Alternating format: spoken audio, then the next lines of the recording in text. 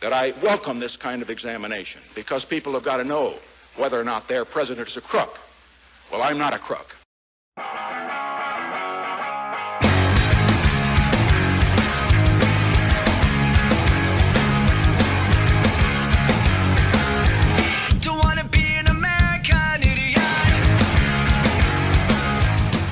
We can make our beloved country the source of all the dreams and the opportunities that she was missing. Welcome to the American Idiots Podcast, the show where we take the most divisive headlines and put them to the debate with our diverse group of hosts. Join us as we leave no story uncovered and spare no politician.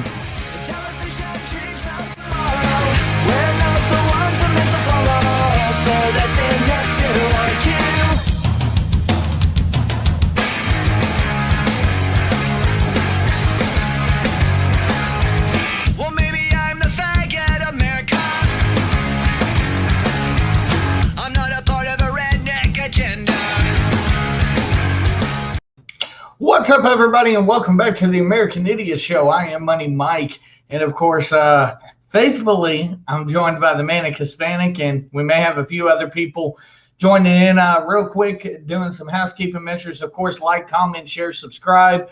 If you're on the YouTube, go ahead, like, comment, share, subscribe the channel.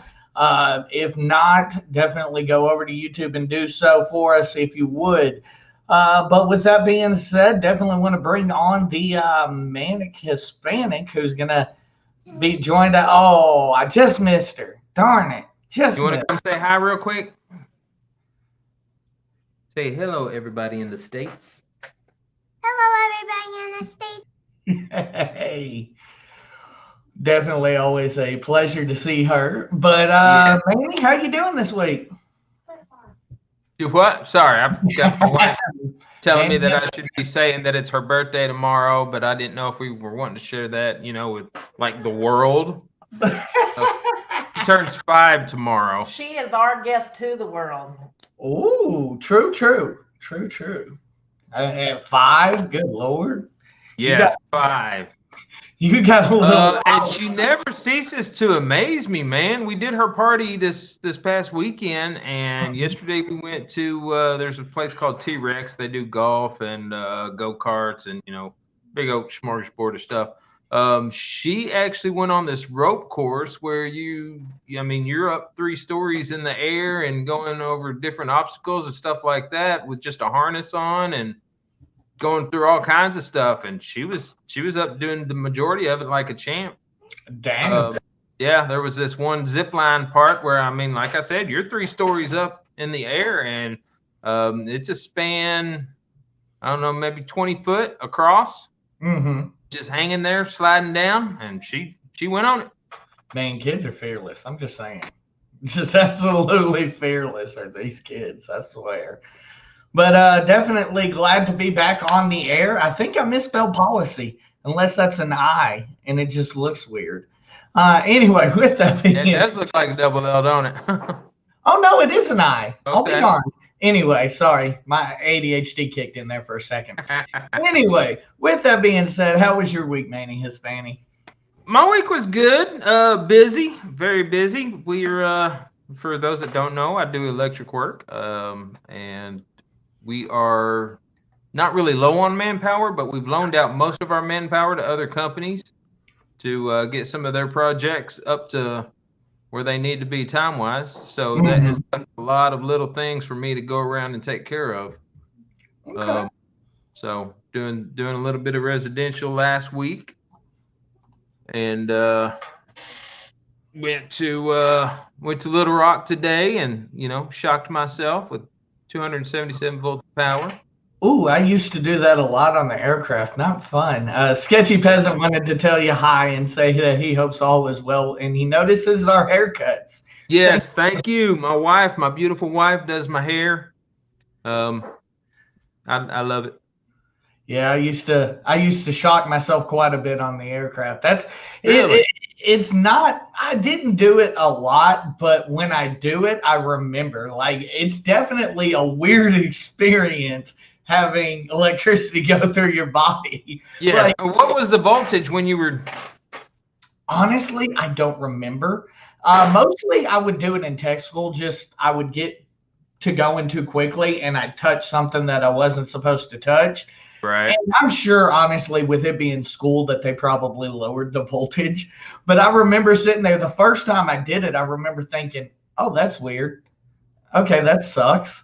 But then afterwards, I was like, wait, I thought it would hurt. It was just, it's a jarring experience. Yes. Well, and again, it depends on the voltage. Right. Standard house electricity is around 120 volts. I think that's pretty much where we run 120. Good Lord, it's been 12 years. DC, I believe. No, wait, 24 volts DC, 120 AC, right? Yes. Okay, there we go. Yeah. See, it took me a minute, but I remember. So, yeah, it just, one of those things. Like I said, this was a lighting system at Park Avenue shopping center. Okay.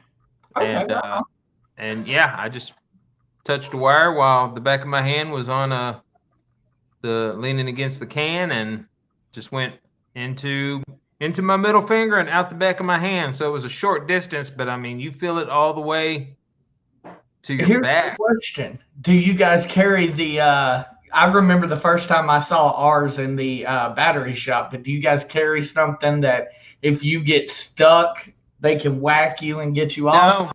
No. I remember the first. No, we probably should, but I don't. Yeah, I remember the 9 first times out of 10, I'm actually working by myself. So, and honestly, the deal. The deal with this one was I was trying to show somebody else what to do. So, I was paying more attention to him, making sure he was getting what I was saying. Mm-hmm. And I had told him about an hour or two before that he could turn all those breakers off. So I was assuming, I left him with it, and I went and checked on something else. You thought he pulled the breaker? I came back and I was trying to show him. Yeah, so I was thinking he'd already turned everything off.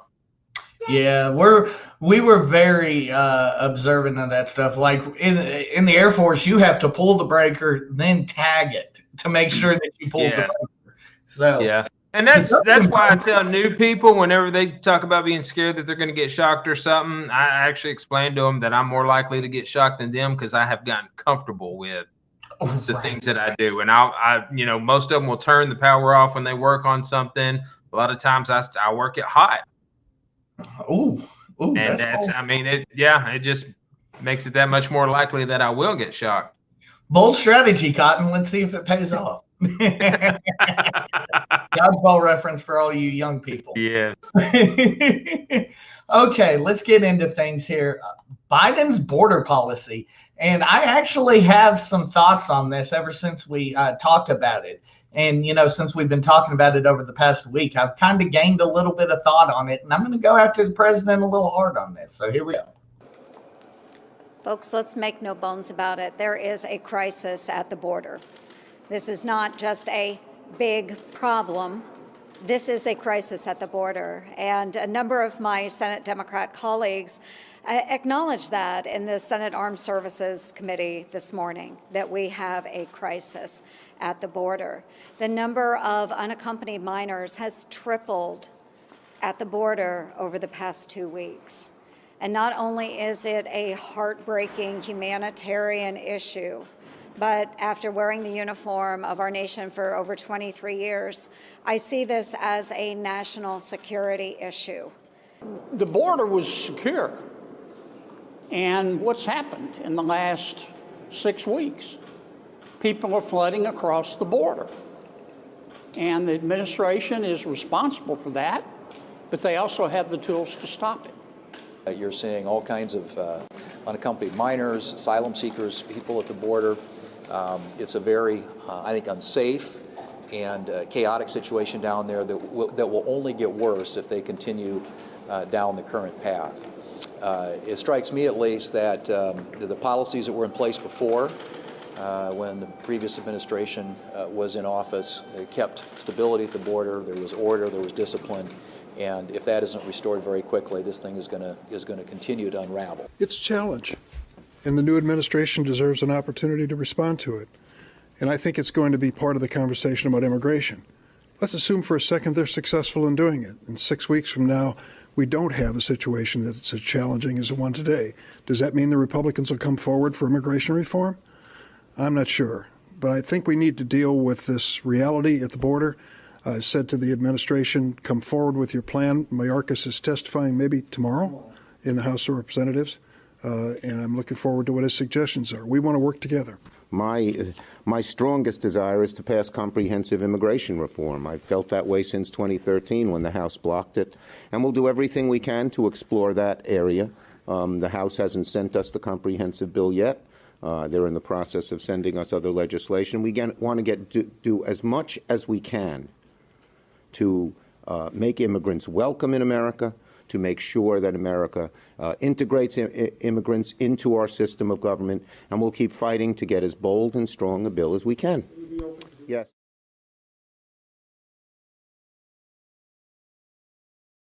So, with all due respect to the Republican senators that spoke there, Kennedy from Louisiana and I believe Thune from South Dakota, with all due respect to what they said, here's my thoughts on this. Has the Biden administration completely failed in their first 2 months, 60 days in office to prevent something catastrophic like this from happening? Absolutely.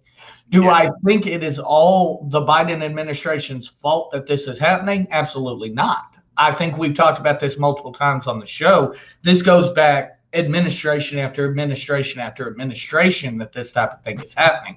What I think we're seeing is the border hasn't been open the way it is now for years, right. Because of President Trump.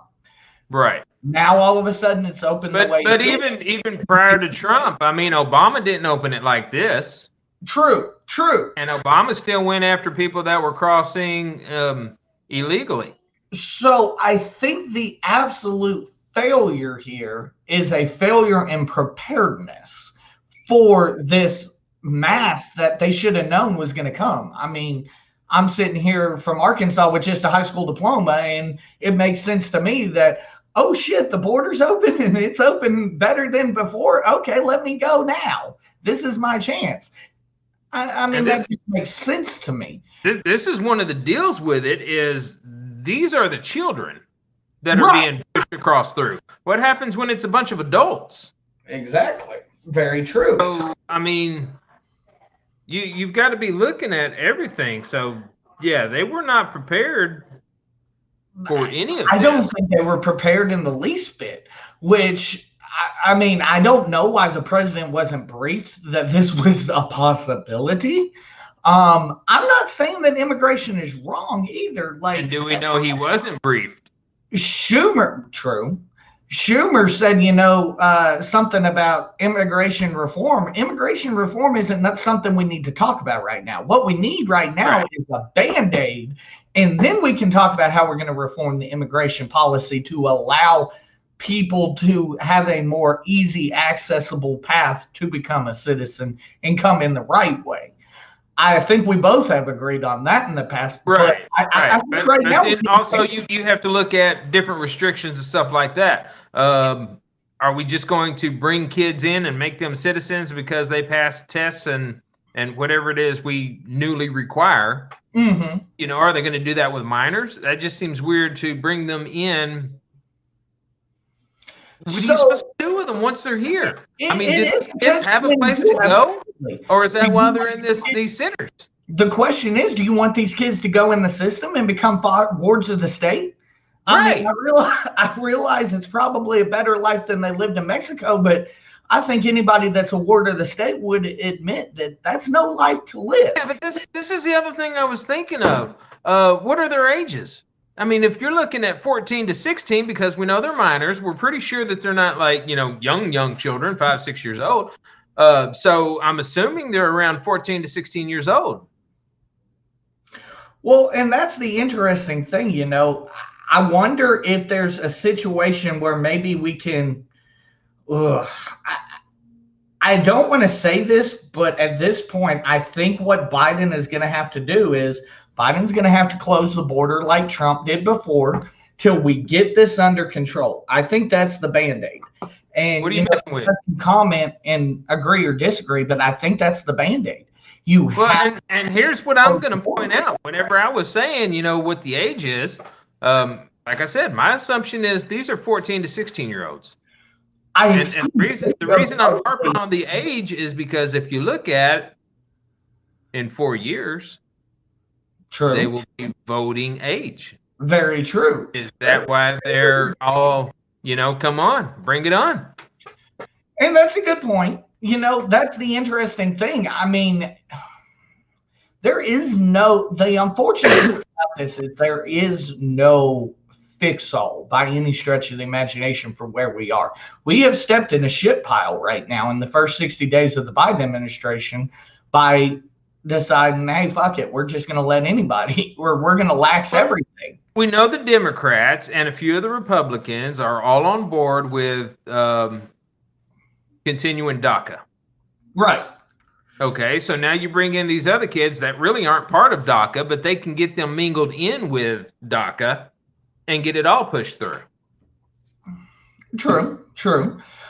Sketchy Peasant says America should be getting hard on Mexico and South American countries where conditions are so dire these individuals are coming up here. I would agree with that. I think let me stop you there, because even Mexico are trying to stop these people from coming through Mexico to get to America. Well, I think what he's getting at is the human rights and the ability to live a good life. Honestly, so I think you may think I'm being world police again, but I think that there should be some sort of accountability for Mexico and South America as to motherfucker. But that's what I'm pointing out. It isn't so much Mexico. True. I understand y'all think that we all look the same, that we're all, Hispanic. He says and South American countries, but no, I think that is something that needs to be addressed. These countries that are below our southern border that are having residents flee, why are they fleeing? That needs to be addressed too. I think this is a issue that needs to be addressed not only on our side, but we need to have talks with the Mexican president and the president of these South American countries, Ecuador and the like, that you can be like, yo, I'm going to need you to fix your shit because obviously something ain't working. Is that what we're doing in Myanmar? Telling them to fix their stuff? Is that what we're doing to China? Telling them to fix their stuff? I mean, we're not doing it to China for damn sure. I'm just saying, these are the things that those countries have to deal with. And like we were pointing out with Myanmar, they're just going to have to go through their own civil war. But the question is, do you fix... I feel like if you can make Mexico address the issues and you can make these South American countries address the issues that are forcing these people to our borders, you're going to cut off the flow of so many people too. Right. And you keep pushing Mexico. And my point with Mexico is even the Mexican police are trying to stop the people from coming further south to the U.S. border. So it isn't so much people in Mexico that's coming to the United States. It's people south of Mexico going through Mexico to come into the United States. True. And, Sketchy Peasant, this is exactly what I'm talking about. They're fleeing because of poverty, drug cartel gangs, lack of education opportunity, and horrible living conditions. That's what I mean by you tell these people to address these issues. I mean, what's one of the biggest things we say about North Korea? The terrible living conditions that they supposedly live under over there in North Korea. Well, not supposedly, they do. Why aren't we saying that about these countries that these immigrants are fleeing from? Come on, because it's their country. Because it's what? Because it's their country. True, but I mean, then if why? If you don't like it, start your own civil war and overthrow the government. True. He says if you and your children lived there, you would do the same thing for your kids. And I've often thought about this. If I lived in another country, I feel like I would want to come to America. One of the southern countries, Mexico, Ecuador, yada, yada, yada. I mean, I think anybody would see America and be like, hell yeah, I want to fucking live in a place with plumbing and central AC. I think anybody would want that. But, I think that's something that we do need to have them address, whether it be through sanctions or what have you. President Biden needs to come out and be talking with these people and be like, hey, I can be responsible for a little bit of it, but I'm going to need you guys to hold your end too. This shouldn't be just a take thing. We shouldn't just take everybody's issues upon ourselves to fix. And we should force them to take some of the responsibility too. Like, hey, but once you start forcing another country to do what you want them to do, it's no longer their country. True. I mean, then that's a good point. Nesta here says poverty and danger doesn't give them a right to come here illegally and do whatever they want.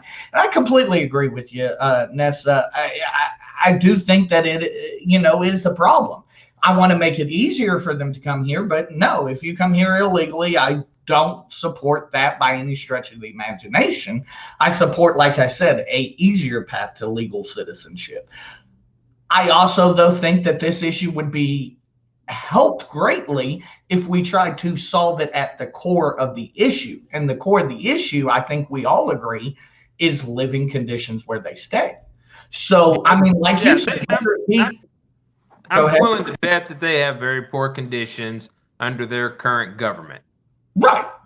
But there was a time when we were in poor conditions under our government. True. And I mean, that's something that you got to wonder, how the Biden administration would address that. Whether it be, telling them, hey, we got to get your ass out of there if you don't do better or what. But I feel like we've got to force people to hold their end of the bargain too. And I mean, that sounds a lot like what Trump wanted to say or what Trump was saying. But now we've got to be the moral police. I feel like we're not going to solve the issue of people wanting to come here until. Is it our job to solve the issue?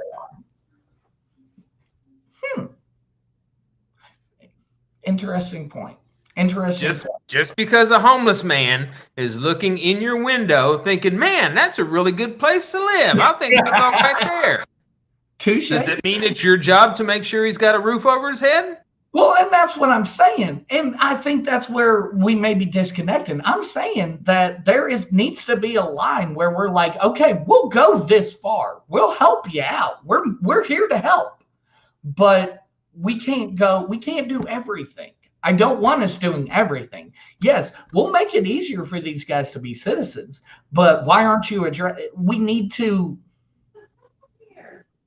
And where do you draw the line? Whenever we make it easier for them to be citizens and all of their country comes over here, now they're however many millions of people are now U.S. citizens, what are we supposed to do? That's going to eat up resources.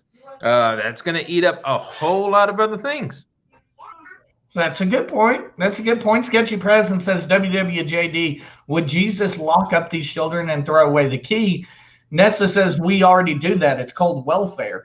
I don't agree. I'm not asking for welfare. I'm saying we have to tell these people, get your shit together and take care of these people because there's an obvious reason why they're fleeing.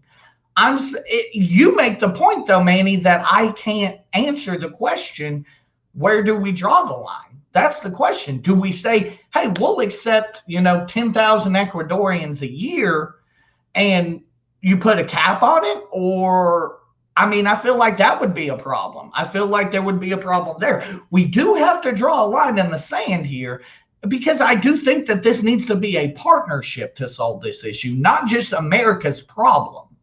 And as far as what Mr. Peasant is saying, if you want to quote Bible, then let's quote Bible. He said, follow the laws of the land. Touche. So they shouldn't be coming over illegally to begin with. They shouldn't be coming over without getting their paperwork and stuff in. Right. He also said, render to Caesar what Caesar's. So, if you owe your country something, you are a citizen of your country. You need to take care of your debts there or whatever's going on. Right. I can't disagree with that statement as well. I see both sides. Like I said, you make a good point about, well, once we get all these people here, what do we do? That's a damn good point.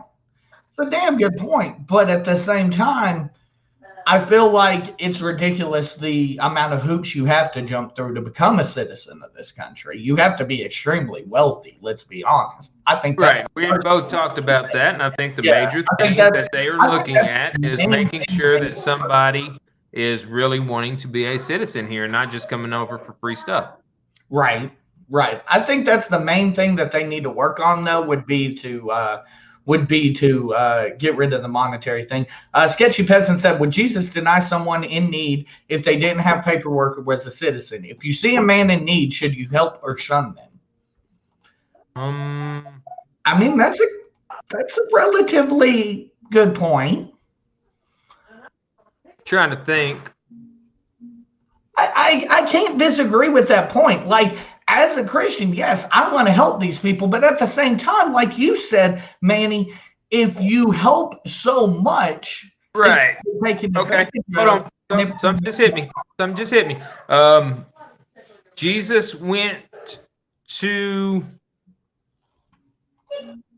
I don't remember what city he went to, and he said that he couldn't help those people because they wouldn't listen to him, and he shook the dust of that town off of his feet. Mm-hmm. So, just because he was able to help people, he chose not to because they wouldn't listen to him. So these people that are just coming up and coming in illegally, not going through ports of entry, they're not listening. Mm-hmm. So there would be precedence right there to not help somebody. So, yes, even Jesus would come across people he wouldn't help. I would, once again, I would agree. I think this comes down to maybe the old saying, teach a man to fish and he can eat or give a man a fish he can eat for a day, teach a man to fish he can eat for, ever. I think that comes down to this. I want to help you a little bit. I want to extend this olive branch and say, hey, yeah, we're going to make it easier for, these people to become citizens, but you need to address and this is what Biden needs to say to them. You need to address these problems. Yeah, I mean, definitely you need to find out why they're willing to flee, going over so many thousands of miles to come to the United States. Why are they willing to flee? And Mexico isn't good enough for them. They have to come to the United States. Definitely find out what is going on. Right. Because you can't present options. You can put a band-aid on something, but if you don't get to the root cause, it won't go. You can't. Like you said, it'll never be solved, but you can't get a good fix on it unless you get to the root of it. Right. Nessa says God rained fire down and destroyed an entire city and everyone in it because they were not living by the laws of the land / the word of God. And that is true. It's Old Testament God, but hey, it's still God. Right. Old Testament God was kind of a heel. I guess that's why they push what would Jesus do and not what would God do. True. Lord, forgive me. My bad. Don't shut me down. Okay. So USA versus China, the new Cold War. And this is kind of something that me and Manny were talking about that we kind of developed. It's kind of sounding a little bit similar. But actually today, the U.S. and some other countries just put new sanctions on China. This story from CNBC. Some breaking news out of Washington. Kayla Tausche has that for us. Kayla. Well, Leslie, the U.S. in conjunction with the EU, UK, and Canada are announcing new sanctions against 2 current Chinese government officials for what the Treasury Department is calling serious human rights abuses in Xinjiang. This action builds upon the U.S.'s action last week ahead of talks with the Chinese to double down on sanctions on 24 Chinese and Hong Kong officials for democratic abuses there, according to the administration. And it comes in the wake of talks between the U.S. and China in Anchorage, Alaska, where the Secretary of State called the 2 countries fundamentally at odds. Secretary of State Antony Blinken is currently on his way to Brussels to debrief European allies on exactly how those talks went down. But certainly this is going to be seen as a ratcheting up of tensions between Washington and Beijing in the wake of those talks. This set of sanctions, we should also note, includes several officials in Myanmar, including the leader of the Burmese police force for anti-democratic actions there. But certainly the market is going to be looking at the actions that the U.S. is taking against China and what it means in the wake of those talks. Shepard Smith here. Thanks for watching CNBC on YouTube. Hey, Shep, shut the hell up. Anyway, with that being said, I'm going to say that every time I see him. Anyway, with that being said, I mean, this is interesting developments. This is, new sanctions on China. I think China probably is doing this maneuver right here because they could give a damn. But with that being, they don't fear or respect Biden at all. Is that they've got North Korea right there? They've got Russia right there. I don't think it's necessarily a Biden thing. I don't think they give a damn about America because let's be honest, they own our asses. Because of but whenever, as they say, the previous administration, it cracks me up that they won't say when Trump. When Trump was in office, they weren't pulling stuff like this. Now, it was interesting she brought up the Myanmar thing. Is China actively supporting the coup? Yes. Oh, damn. Yes. Okay. I believe Myanmar is right there in China. Oh, shit, is it? Okay. Yeah. For some odd reason, and I've never, full disclosure, I've never taken the time to look it up on a map. So that's what I'm doing right now because I thought it was in like some South reason I'm thinking they are part of the Chinese province. Okay.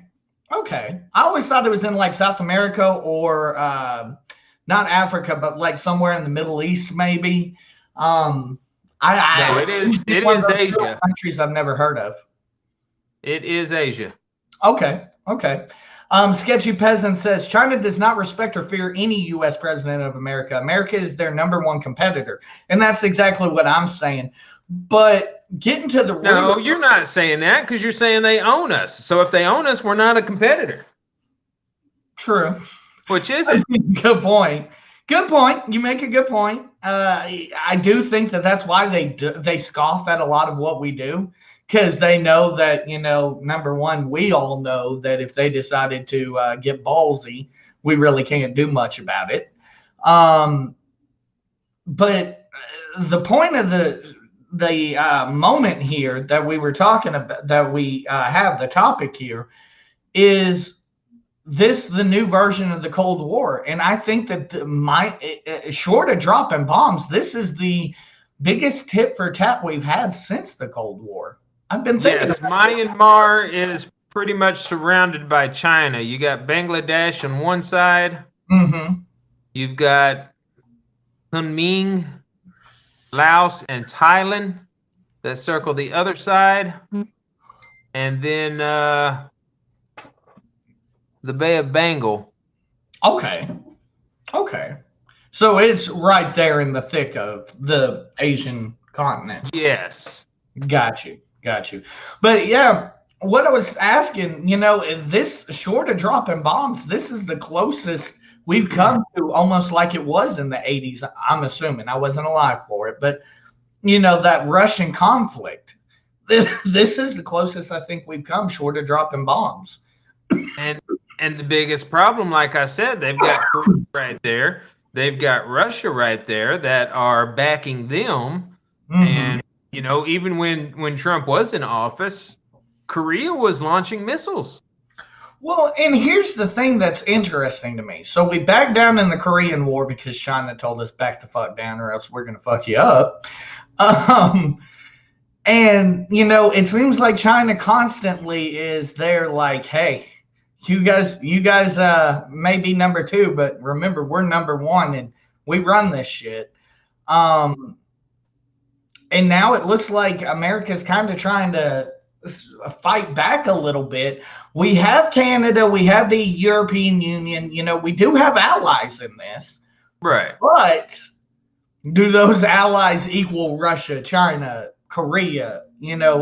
all these places with these, millions of people in the army.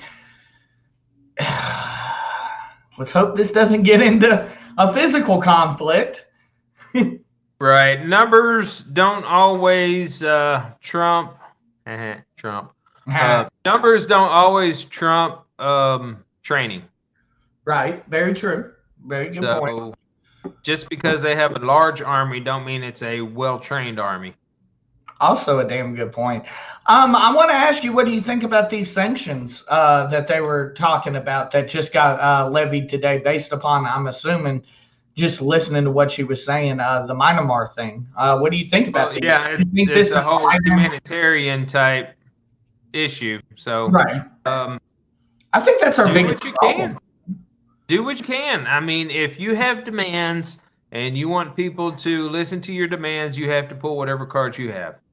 Mm-hmm. So if they can levy sanctions on them, then levy sanctions on them. Now, how do you feel about the fact that the Secretary of State Blinken came back from the summit, I guess, in Alaska, which honestly I didn't even know about? Really? I didn't. I shared a story with that last week. I may have not putting it on as a topic, but I may have read about it and forgot. I may have read about it and just completely blanked on it. But what do you think about Blinken coming back and saying, "Hey, there's not shit. We're opposite right now. They're not making any headway." No, they're not. And honestly, it wouldn't surprise me if China decides to close its trade agreements with the United States. Now, that would be interesting. That would be a fight to the United States sanctions. Okay, you're going to sanction us? Fine. No shipments are allowed to go to the United States. Nothing from the United States is coming in here. But, here's the thing, though. As much as that may hurt us short term, I feel like we would be able to get over that. I don't know why. Right. We can find other places. I mean, you got Vietnam. I'm sure there's all kinds of places in India that we'd still be able to get into. Yeah. It's not like I think that would be a death nail by any stretch of the imagination. And, it's not like we're getting cut off from oil, for example. Like, where else are we get oil from except for the Middle East in abundant supply? Keystone Pipeline, maybe. I don't know. We'll talk about that in a little bit. But no, I feel like that wouldn't be a death nail, but I feel like that may be a card that they play eventually. But I feel like this isn't something that's been sped up by the Biden administration. I feel like they could have done that under Trump when Trump sanctioned their ass. Because Trump. Right. But again, like I said, Korea was launching missiles. Mm-hmm. Yes, China said, "Hey, y'all stay out of their affairs," but Trump told them to stop, and they did. So, I mean, I don't know. I don't know. I mean, and this is the constant thing in politics. Do you handle it like a statesman, or do you handle it like, hey, we ain't messed up about dropping bombs? I mean, it's a delicate situation for sure. Do you try to go strong, or do you try to be like, "Hey, man, I'm going to need you to calm your shit down"?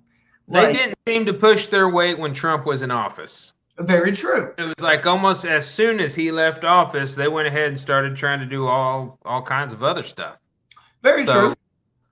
And here's the thing. I don't want people to perceive that I think Biden is weak, because once again, Biden showed that he's got a pair in dropping those bombs in Iran, right? Yes. Yeah, when he dropped the bombs in Iran. It was in Iraq, but Iranian targets, yes. There we go. He showed he's got a pair. He showed that he's not afraid to use it. And I think that was a strategic message to people too. Hey, I'm not Obama. I'm not, these former Democratic presidents. I'm not messed up about, putting boots on ground.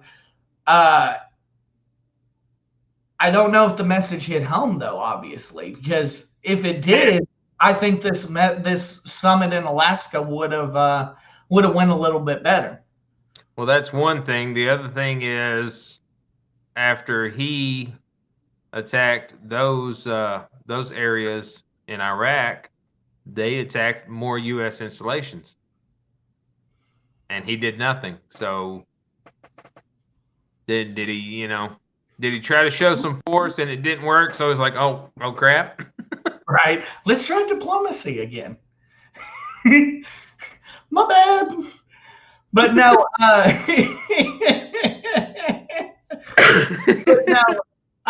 the deal is with that. I think that it's a situation where we're at the point where it's like diplomacy or get tough. And I mean, there were moments in the Cold War that, Democratic presidents such as JFK had to get tough, Right.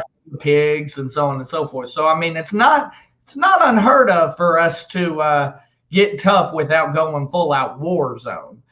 But it's definitely it's coming to a point where if they don't cut it off quick, something I see us having to do something to reestablish ourselves, or else Biden's going to completely lose face. Right. And being a child in the 80s, not really paying attention to what happened in the actual Cold War. Mm-hmm. I don't remember how all that got resolved. I mean, pretty much Reagan was like, hey, I'm going to need you to fucking stop. And Gorbachev being, no offense to Gorbachev, but Gorbachev being a bitch, kind of was like, okay, yes, sir. That's pretty much how I take it. Well, I didn't know if they were like, because, I mean, shortly after that, the USSR broke up and I mean, they were common shit by the time. Yeah, that's what I'm thinking was it Reagan being tough that caused it, or was it the fact that they knew that they just really couldn't fight the fight? True. Good point. And, we can't, if we are in this situation with China, we can't hope that that's going to happen, because China's economy is one of the strongest in this world. Right. So, interesting there as well. Okay. By the way, a little update on one of our people that said that he was going to be on. Rich is working on getting on. He said his internet's a little spotty, but he will be on shortly, he said. Okay. House Democrats, this is kind of fallen off a little bit, but House Democrats are taking the opportunity now that they have control of the House and Senate to once again bring up Medicare for All. So here's why I am on this. I use the VA every day. I understand that that's socialized medicine. Here's my thing. Am I willing to pay a little bit extra on my taxes, which actually probably wouldn't come out of my taxes if this $3.2 trillion tax hike that we're going to talk about in a moment is any indication of where they're going to try to get all this money from. But anyway, I wouldn't mind paying a little bit extra, but I want it fully explained to me. I want somebody to be like, okay, here's where our current, the big thing I want them to say, here's where our current level of healthcare provision is, and here's where it may drop to, or it may go up here. Because the biggest thing that I've always heard about this socialized healthcare is the same thing that we have the problem with in the VA. At times it sucks. Sometimes you don't get the level of care that you get if you go out and pay, I'm going to say street value, but street value for your medical care. You don't get that same level of care. At the VA, they're going to try to find the quickest way to, kind of almost stabilize you. And then they're going to be like, okay, cool, deuces, you get out of here. And I don't blame them because, obviously you're not paying for it, but still at the same time, I want to know that if we're going to pay for this as taxpaying citizens, what kind of level of care can we expect? Because we're still paying for it technically. So I feel like there should be a certain level of care that's maintained. I don't know how you feel about it. You ready to say good point? Okay, good point. Well, let me get into my point. When working at on the casino last March, right. That's when COVID was going around. When working on a casino in Pine Bluff, I was on a crew that was doing the lighting outside. Okay. Tearing through all that dirt and everything, dust whipping up, getting in your face, getting in your eyes. I wound up getting a sty on my eye from all the dirt and bacteria and stuff that was just in the dirt. Because, I mean, they were bringing in dirt from everywhere to level out land for their parking lots. Mm-hmm.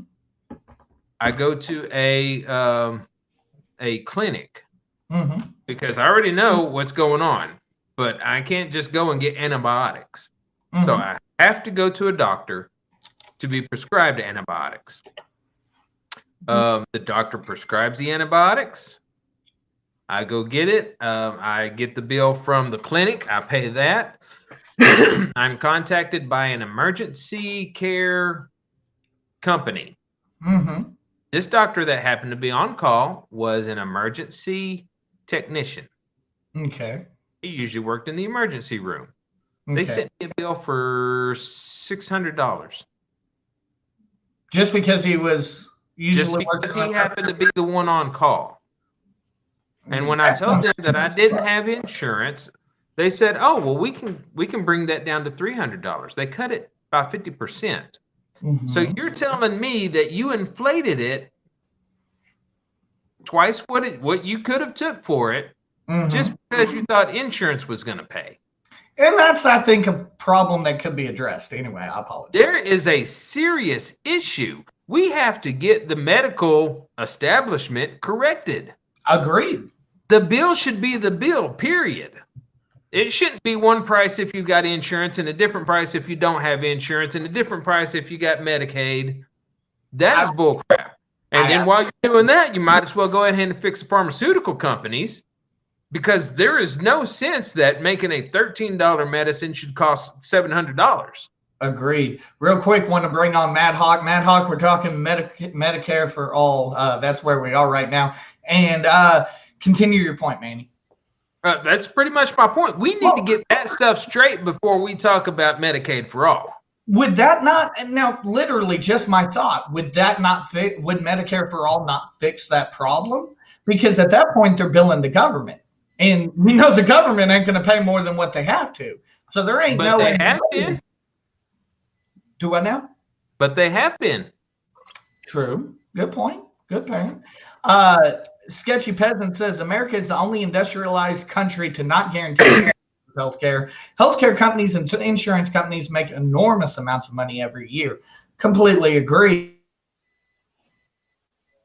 Nessa says Medicaid free. Once again, I agree. I think it's all about, are we going to be able to maintain that level of care? I'm fine with my taxes raising a little bit to pay for me to be able to go to any doctor I want, but I'm the VA. I've never paid for insurance, full disclosure, in my adult life. Never paid for medical insurance in my adult life. So I've always had the VA there. That's all I know. And my point is, our taxes shouldn't go up if they would correct everything else. If they're not inflating the cost of your medical treatment, they're not inflating the cost of your prescriptions. Then, so would we be able, do you think, maybe create a oversight committee for that? To say, hey, here's what the price for, we'll say a surgery, random surgery, open heart surgery, we'll go with. A price of open heart surgery is $400,000. You cannot charge over $400,000. Would that work for you? In my opinion, yes. Put a cap on those things. You cannot charge more than this to do this procedure. So you're not opposed to Medicare for All. You're just saying that we need to have a good plan in place before we try to implement something like that. Okay. What about you, Matt Hawk? What do you think about Medicare for All? I mean, I see it from both sides. I think there definitely needs to be some type of health insurance for everybody out there. Almost every country has some type of something for all their citizens. Unfortunately, though, and with a lot of things, I'm always preaching, and it's been ingrained in my head, there's no such thing as a free lunch. Somebody has to pay for this stuff somewhere down along the line. Absolutely. And I agree. And, I'm completely open. I know taxpayer dollars go to fund my healthcare at the VA. Here's the thing, though. What I don't understand is, why can't we just expand the VA's program to everybody. So well, you have let's not these. forget how much problems we had with the VA just a few years ago. Very good point. That's why I'm saying, you gotta maintain. You gotta sit here and talk to me. I've got to have Biden come out on national television and be like, here's where our level of healthcare is. It may get down here, but it won't go down any further. I'm going to need them to speak to me on this and make sure. Another thing to think about is if they do put caps on procedures and stuff like that, would we need Medicaid for all? Well, and hey, side point here, let's be honest, that's quite a lot of sentences you're expecting Biden to put together on national TV. Good point. I mean, my boy apparently hasn't had a news conference in like 50 days. I'm gonna need. At least the other guy, he might have been rude, but he could complete a sentence. Touche. Sketchy Peasant says healthcare is a profitable commodity and it shouldn't be. Once you take the profit motive out of healthcare, then you solve a lot of problems the problems currently faced. Here's my question. I agree, and that's why I say put the caps on it, because then one company can't get, like massively rich off something. That's also interesting to me, though, because I remember I was friends with a doctor back when the Obamacare stuff first started and they started expanding Medicare. And he told me, he got to the point where he was like, dude, I'm losing money because I'm trying to build these Medicare and Medicaid people and they're not, it takes them forever to pay it back. Is this going to be a problem where eventually people just aren't going to want to be doctors anymore because there's no money in the field any longer? That's another thing that we would have to address, would be, the ability to actually get quality healthcare professionals and once again, maintain that level of care. That's something that I don't think a lot of people think about. Right. Because once again, I can tell you at the VA, it's the least common denominator. They try to get you out of there as quick as possible for as little as possible. And I'm 30 years old. I don't mind that at 30 years old, but I'm sure once I get older, I may be like, yo, WTF, this problem isn't fixed. But, right. It is what it is at this point for me. But it's certainly interesting. Sketchy says, let's stop practicing trickle down in Reagan economics and we can generate tons of revenue. The funds can be used to help fund healthcare, education, infrastructure, and other imperative issues. I think, Matt Hogg, did you freeze there? I didn't hear what you said. I was just saying, absolutely, I agree with that. Trickle-down economics is a horrible system that we've been founded on. And that's the problem with raising taxes and everything. Everybody says, well, you raise taxes, and I know we're not talking about that right now, but you raise taxes on this certain percentage, it's a small percentage, but they don't understand that small percentage controls the prices for everything around us. Very true. Very true. And they're not just going to be happy about losing $4 million. So what's the easiest way to get $4 million back? Raise your prices. I think people forget this. I think people think in a perfect world that there will be no repercussions, but we don't live in a perfect world by any stretch of the imagination. These powerful CEOs of companies like Walmart, for example, we'll use Walmart. They're not going to lose money. They're not going to risk their way of life. Whether you like it or I like it, they're not going to do that. So how do they make sure that the same amount of money keeps funneling in? They raise prices. Certainly a good point right there. Okay, so this one's going to be kind of funny for me, but prostitution is potentially becoming legal in New York. And we actually have a story from PIX 11 about the Queens DA. I have not done street-based sex work, but I have experienced arrest in my life. I know that it is traumatized. R.J. Thompson, the managing director of the Sex Workers Project of the Urban Justice Center, a former sex worker himself, is applauding the Queens District Attorney. Today, DA Melinda Katz asked a judge to dismiss nearly 700 cases related to prostitution. Our commitment requires, as a next step, freeing targeted members of our community from the collateral consequences of their arrests. It's a very welcome step. You know, any step towards decarceration and decriminalization is very much welcome. Earlier this year, the state repealed a penal law that had been used to arrest people for loitering for the purpose of prostitution. Oftentimes, women, trans people, and people of color were arrested on appearance alone. I am granting the motion to dismiss each of these cases. And now warrants and convictions will be vacated and cases will be dismissed. Each of the individuals whose cases will be dismissed today have been impacted by their experiences with the criminal justice system, and your decision today will allow them to move on with their lives. Mayor Bill de Blasio wants to take it a step further. While combating sex trafficking, he wants survivors and sex workers to be supported. We're calling upon the state of New York to change the laws to end criminal penalties for sex workers, to put the focus where it should be, on the traffickers and those who profit. In Kew Gardens, Queens, Allison Caden, Pix 11 News. I'm going to let one of y'all go first because I'm kind of conflicted based upon that last sentence that de Blasio said there. He makes a damn good point. I don't think you should be looking at the small-time people on the streets. You should be looking at the people who are getting them, recruiting them, and what have you. So I'll let you start, Manny. Honestly, the way I look at it, we have other laws that should be at play.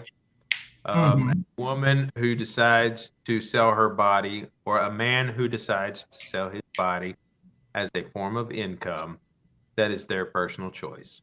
You know, if you want to go after the traffickers for trafficking, go after them. If you want to go after the people that are using minors to do things they shouldn't be doing, go after them. There's laws to protect them. Right.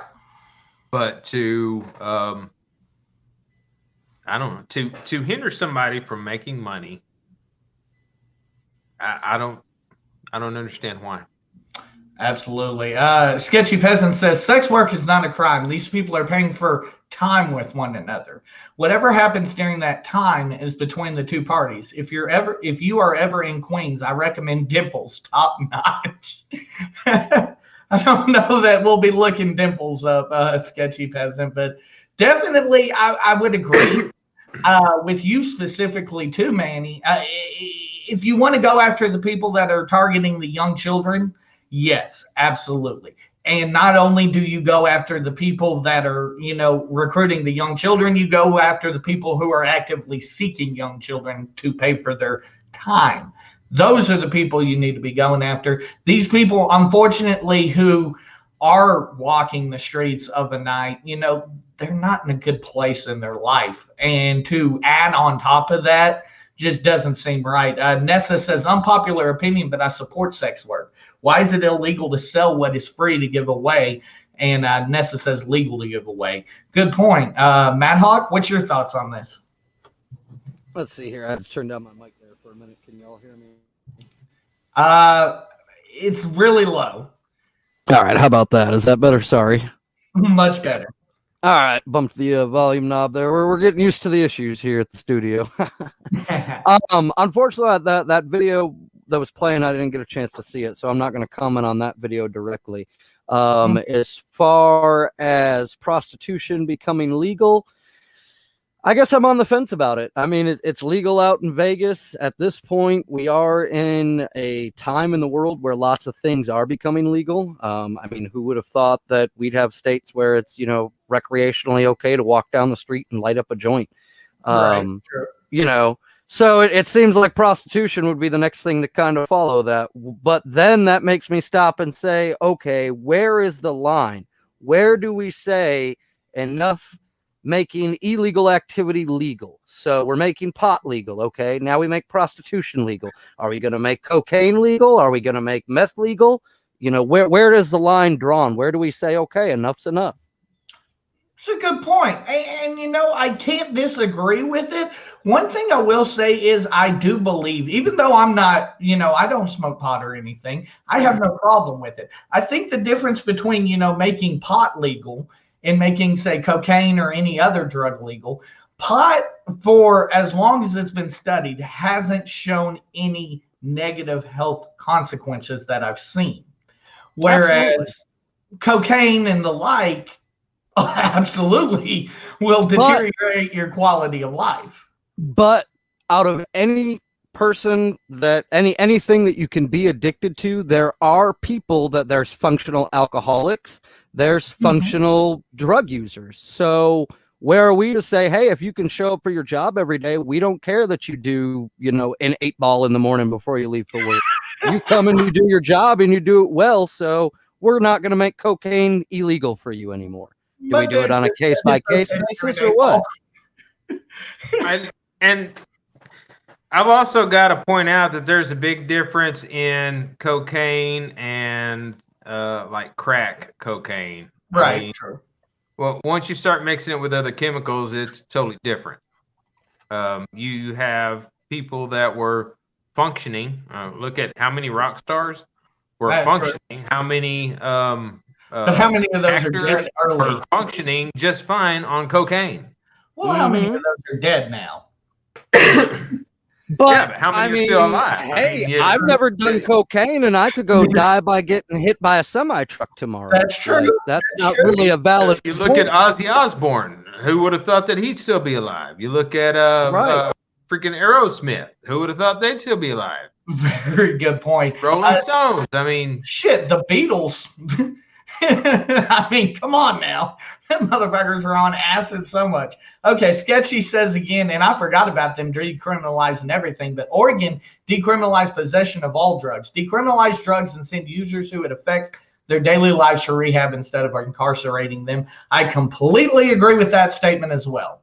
Sending them to prison, in most cases, if you watch, like I watched 60 Days In and stuff like that with Haley, if you watch those shows, people go to prison to get drugs.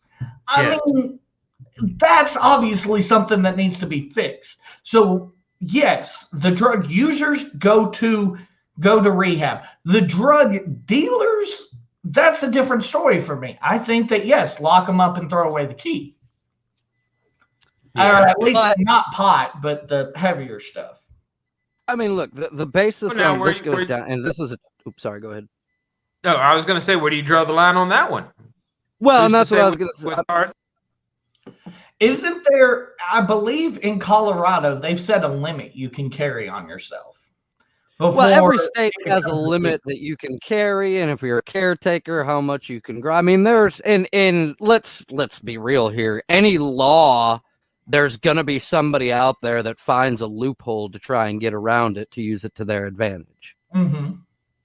Where there's a will, there's a way. I mean, I've heard of companies that, when I lived up in Michigan, where Michigan, it's legal recreationally and medically, that there was companies that, sold you chocolates, and you ordered chocolates and you get like 4 chocolates and get a gram for each chocolate delivered to your door as a free gift. Damn. Okay. I mean, damn. Sketchy. Was it legal? Yes, probably. But could they probably get a hold of a loophole of saying, because it says in there that if you have a medical card, you're allowed to gift away up to a certain amount to somebody at no charge? Yeah, absolutely. Because they're charging me for chocolates. They just happen to feel nice enough to give me some marijuana. Good point. Sketchy says the only difference between cocaine and crack cocaine is baking soda. The baking soda allows you to distribute more, and most smoke crack cocaine while cocaine is snorted. I would agree. Once you start adding in that baking powder, like you're no different than somebody diluting any other daily thing that you would pick up just to fucking make more of it at a cheaper rate. You're putting water into your beer. Yeah, exactly. I was going to say, I certainly appreciate the comment. I wasn't necessarily trying to display the cooking book over the internet of how to do it, but very good point. He says, look at Argentina. They decriminalized all drugs in 2000. Drug use and arrests reduced drastically since. That's actually interesting to me. Nessa says, I disagree about locking up the drug dealers. People choose to buy drugs. That's a good point that I didn't think about too. People choose to sell them. That's a good point too, though. I mean, it's not. They're not. And really, for every drug dealer that gets busted, really, how many more come up? because it's coming out of a necessity. I mean, I believe that most drug dealers don't go into drug dealing, don't just wake up one day and are like, hey, you know what? I think drug dealing's a good career choice. 9 times out of 10, they start seeing the money that comes in from it, and that's what gets them into the game. It's an unlimited amount of money that you can make quickly and, unfortunately, illegally. And yet again, it comes back to like Sean said, addressing a core issue. Core issue is poverty. I mean, think about it. A lot of these people don't have college educations. Their income is limited. But in this case, if they grind hard enough, their income is unlimited.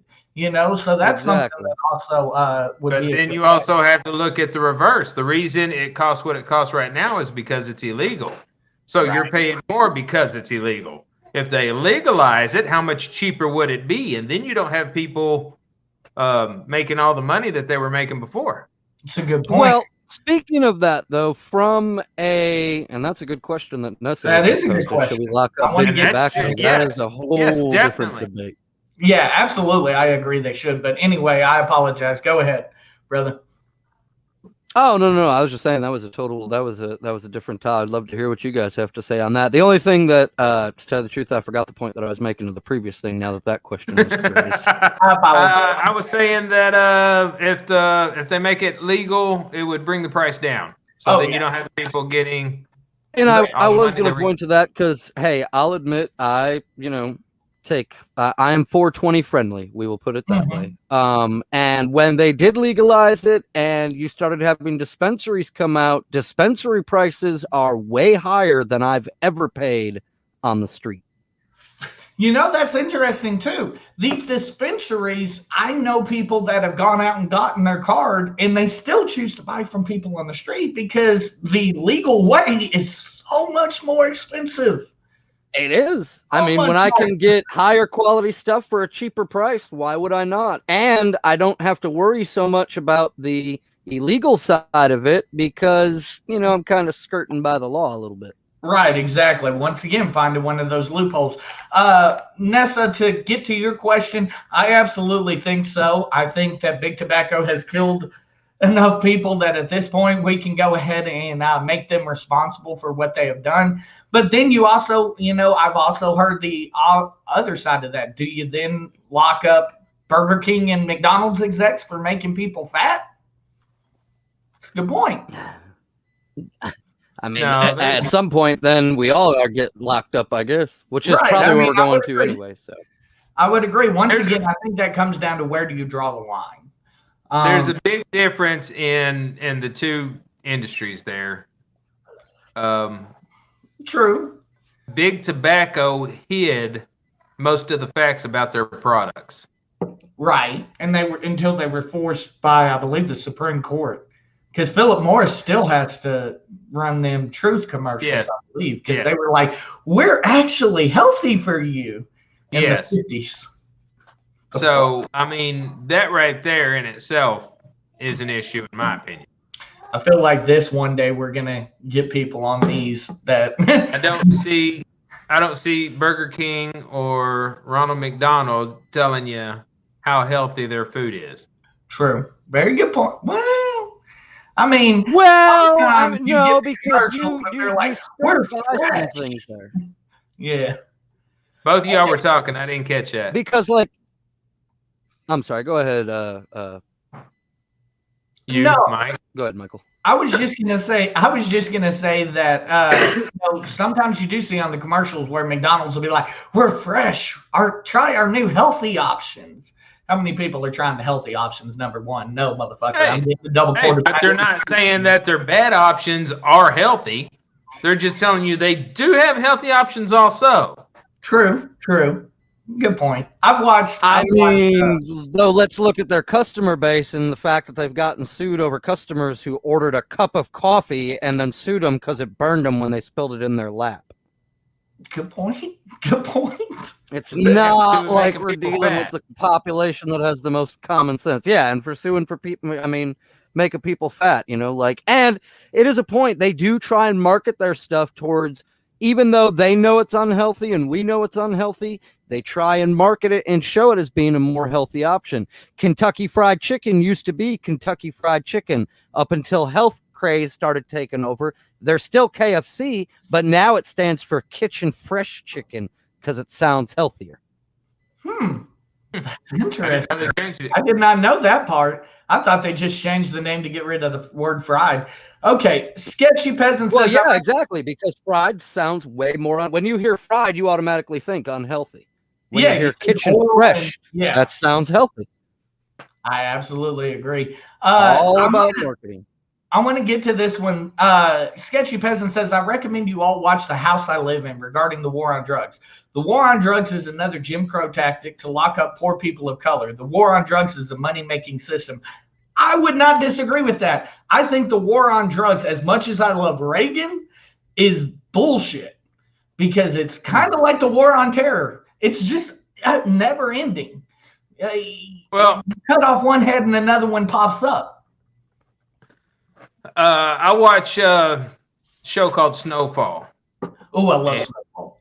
And it is a story that is based on the CIA bringing drugs in and getting them dealt around California, which eventually turned worldwide. Right. To fund the wars that they wanted to help with. And they tricked the kid. Yes. Because they told him, we're going to give you immunity, and they tried to lock him up. Right. Well, you're talking about the specific thing and right. Or the specific show. I'm talking about the overall point of the show. Point of the story, yeah. It is based on true stuff. No, I didn't know that. The CIA was bringing in drugs to fund their war against Nicaragua. Interesting.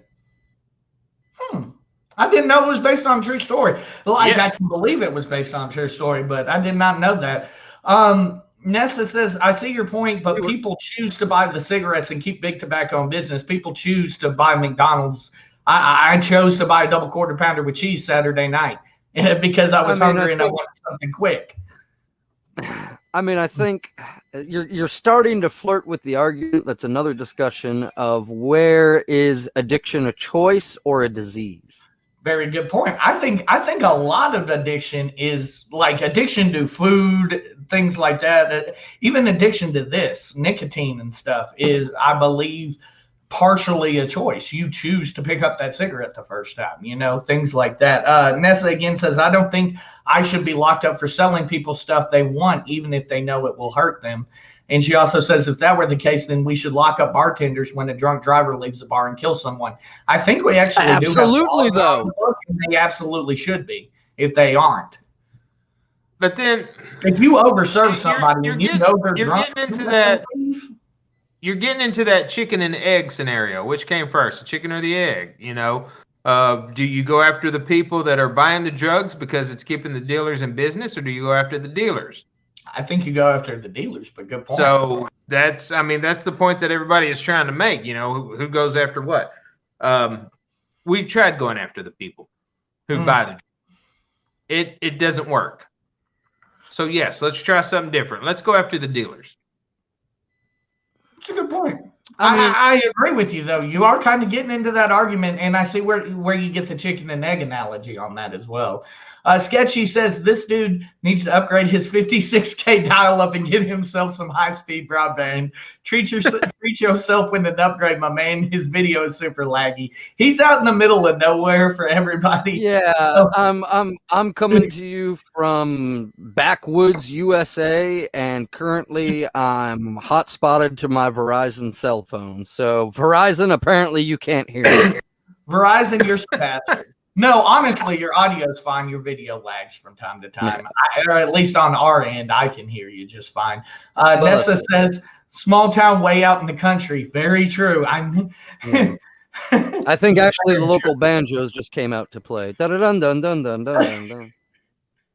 Yeah, this is very true. Here in Arkansas, Sketchy, we don't have very many options for internet. Real quick though, I did want to point out his comment, Sketchy's comment earlier, and forgive me, I don't know if you can bring it back up where we first originally got on this. There was something. Jim Crow. That one too. We were talking about smoking, and I wanted to see. Has anybody ever seen the movie Thank You for Smoking? Yes, I have. Yeah, very good movie with some insight into the whole like lobbying, how cigarettes came to be. Yeah, I mean, big tobacco is bullshit, honestly. Like, there's some bastards. But at the same time, is big tobacco doing anything any other business wouldn't do? Fair enough. The second point that I was going to make was about the war on drugs being a money-making scheme, and I completely agree with that. In fact, I was actually just having this talk with my fiance the other day. We were riding in the car, and I said, really, when it comes down to think about it, when you think about drug dealers and cops, and this is an old line from the old Miami Vice show from the 80s, back with Crockett and Tubbs, but there was one line from it that I remembered that really is true when it comes to the whole drug game. Both the drug dealers and the cops chasing them are both playing the same game, just different teams. Ooh, that's a good point. The cops get off on chasing the drug dealers and acting like they're drug dealers and pushing drugs to bust the drug dealers, and the drug dealers get off on pushing drugs and getting money. It's the same game, just different teams. That's a dang good point, Manny. Steve, this is why I like her. This is why I like old Mad Hawk here. He makes me think. That's a good point, bro. That's a damn good point. Okay, I see you. Okay, so the next one, I think we're gonna have some differences of opinion about the $3.2 trillion tax hike, which, let's be honest, is to pay for the three stimuluses, mainly the one stimulus we just got, but the three stimuluses we've gotten over the past year, and we have a story from Fox Business on it. Well, Joe Biden reportedly says he wants to pay for his $2.3 trillion in policy proposals with higher taxes on the wealthy and corporations. Washington Examiner senior columnist and FNC contributor Fred Barnes joins us now to help break down Biden's plan. And, listen, Fred, it's when you start to look at Elizabeth Warren and add up all her numbers, it felt like it was going toward $100 trillion. So when you start hearing $3 trillion for this and $2 trillion for that, it doesn't sound so bad by comparison, but it really is a big deal. It is a big deal, and Joe Biden wants to be considered a moderate. This is not a moderate tax plan, and it assumes, as liberals and Democrats often do, that the public isn't very smart, and people will think, well, they're only going to tax the rich, but obviously the rich will fight back, and they'll have to tax the middle class. That's where the money is. So look, people are smart enough to realize that when you say, oh, we're going to tax the rich a little bit and it's not going to hurt the economy, well, it will hurt the economy. And here's what I think would happen if all this stuff passed and Biden were president and had a chance to enact it. It would mean the day after Election Day, the stock market would collapse, November 4th. Okay, for some odd reason, I'm getting the impression that isn't what I thought it was. That is definitely an old video. Yeah, for some odd reason, and it was labeled that it was released today talking about the $3.2 trillion tax hike. Anyway, with this being said, he makes a good point that I hadn't thought of.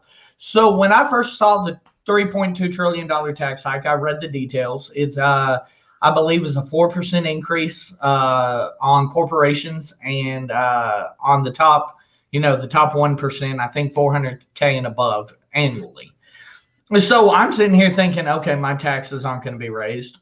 Whatever, let them pay for it. But he makes a good point that the rich are going to fight back, and then they are going to come back and re-tax the middle class. I hadn't thought about that. That's a good point. Okay, go for it, Matt Hawk. I see you waiting.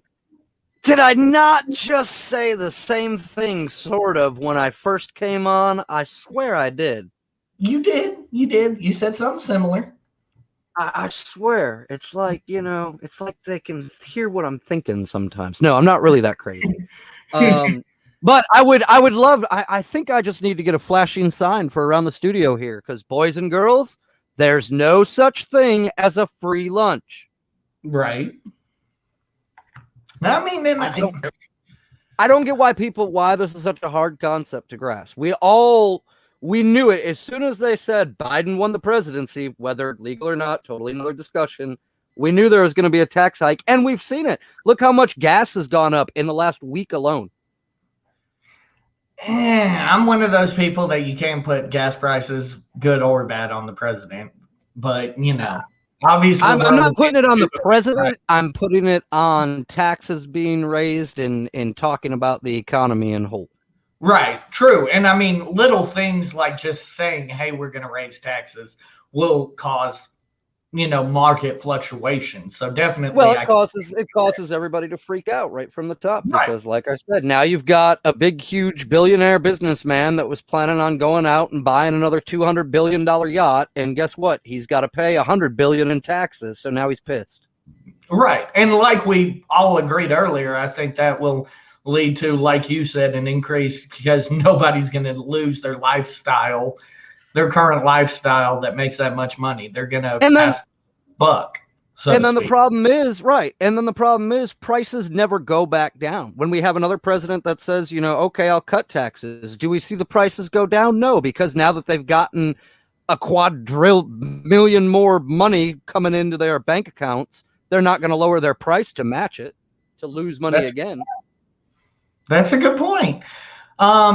Sketchy says, if we go back to the top effective tax rates from the 30s and the beginning to the beginning of the 1980s, 91 to 71%, we can fund all the projects, including infrastructure, green energy, universal pre-K, and more. Sketchy, bro, I think that's a pipe dream. Once again, you're talking about inflation would skyrocket in that. It would be pretty ridiculous. Okay, go ahead. I was just going to say, let's not forget that during that time period was also during the Great Depression. So I don't know if we want to return to that. Which, I mean, let's be honest, though, the 30s, you're speaking to that. The 30s, we needed a radical influx of money to get to right our ship. Now we don't really need a radical amount of money to right a ship. Nessa says, I have mixed feelings on this. I'm all for taxing the rich. These people have more money than they will ever know what to do with, and they greedily sit on it while people literally starve. But on the flip side, why is it their responsibility to provide for the poor, or for the people who are poor, usually to their own devices? I can't disagree with that statement either. That's almost word for word where I am. And she goes on to say, meaning they're poor because they live outside their means or won't work, etc. Can't disagree with that. That's almost where I am on the situation. Why would we punish somebody for being successful? Right. I pointed out not too long ago that the Fortune 500 magazine was saying that there are like X amount of millionaires born or being made on a weekly basis. And it is a mentality. It really is. So it's something that damn near anybody could do. I agree. I think you're right, though. You have to have that mentality. You have to have, almost, I don't want to use the word greed, but you have to almost have a little bit of greed, as, to be able to rise that high up in the, in the rankings, to be able to get up there. Yeah, you have to have a little bit of greed and a little bit of fuck you, I'm going to do what I want. And that you're saying it exactly, and I was just going to agree with you. I mean, that's basically what it boils down to, because like it or not, there are lazy people in the world who just have a handout. They see your success, they attach to you, and they think you're going to take care of them for the rest of your life. And that's not your responsibility. I wouldn't disagree with that statement. Sketchy says, Biden promised no tax hikes for individuals who make less than $400K a year. If you make $400,000, $33,000 a month, you can pay a little more to help your country and fellow citizens. Sketchy, I agree on principle, but what you're not taking into consideration is, once again, these people have that mindset of, I'm going to take care of me, fuck y'all. And that's the problem. Like the gentleman said on Fox Business there, they're not going to take this lying down. And they're probably going to force the hands of the Democrats to, alter this bill. I apologize, Matt Hawk.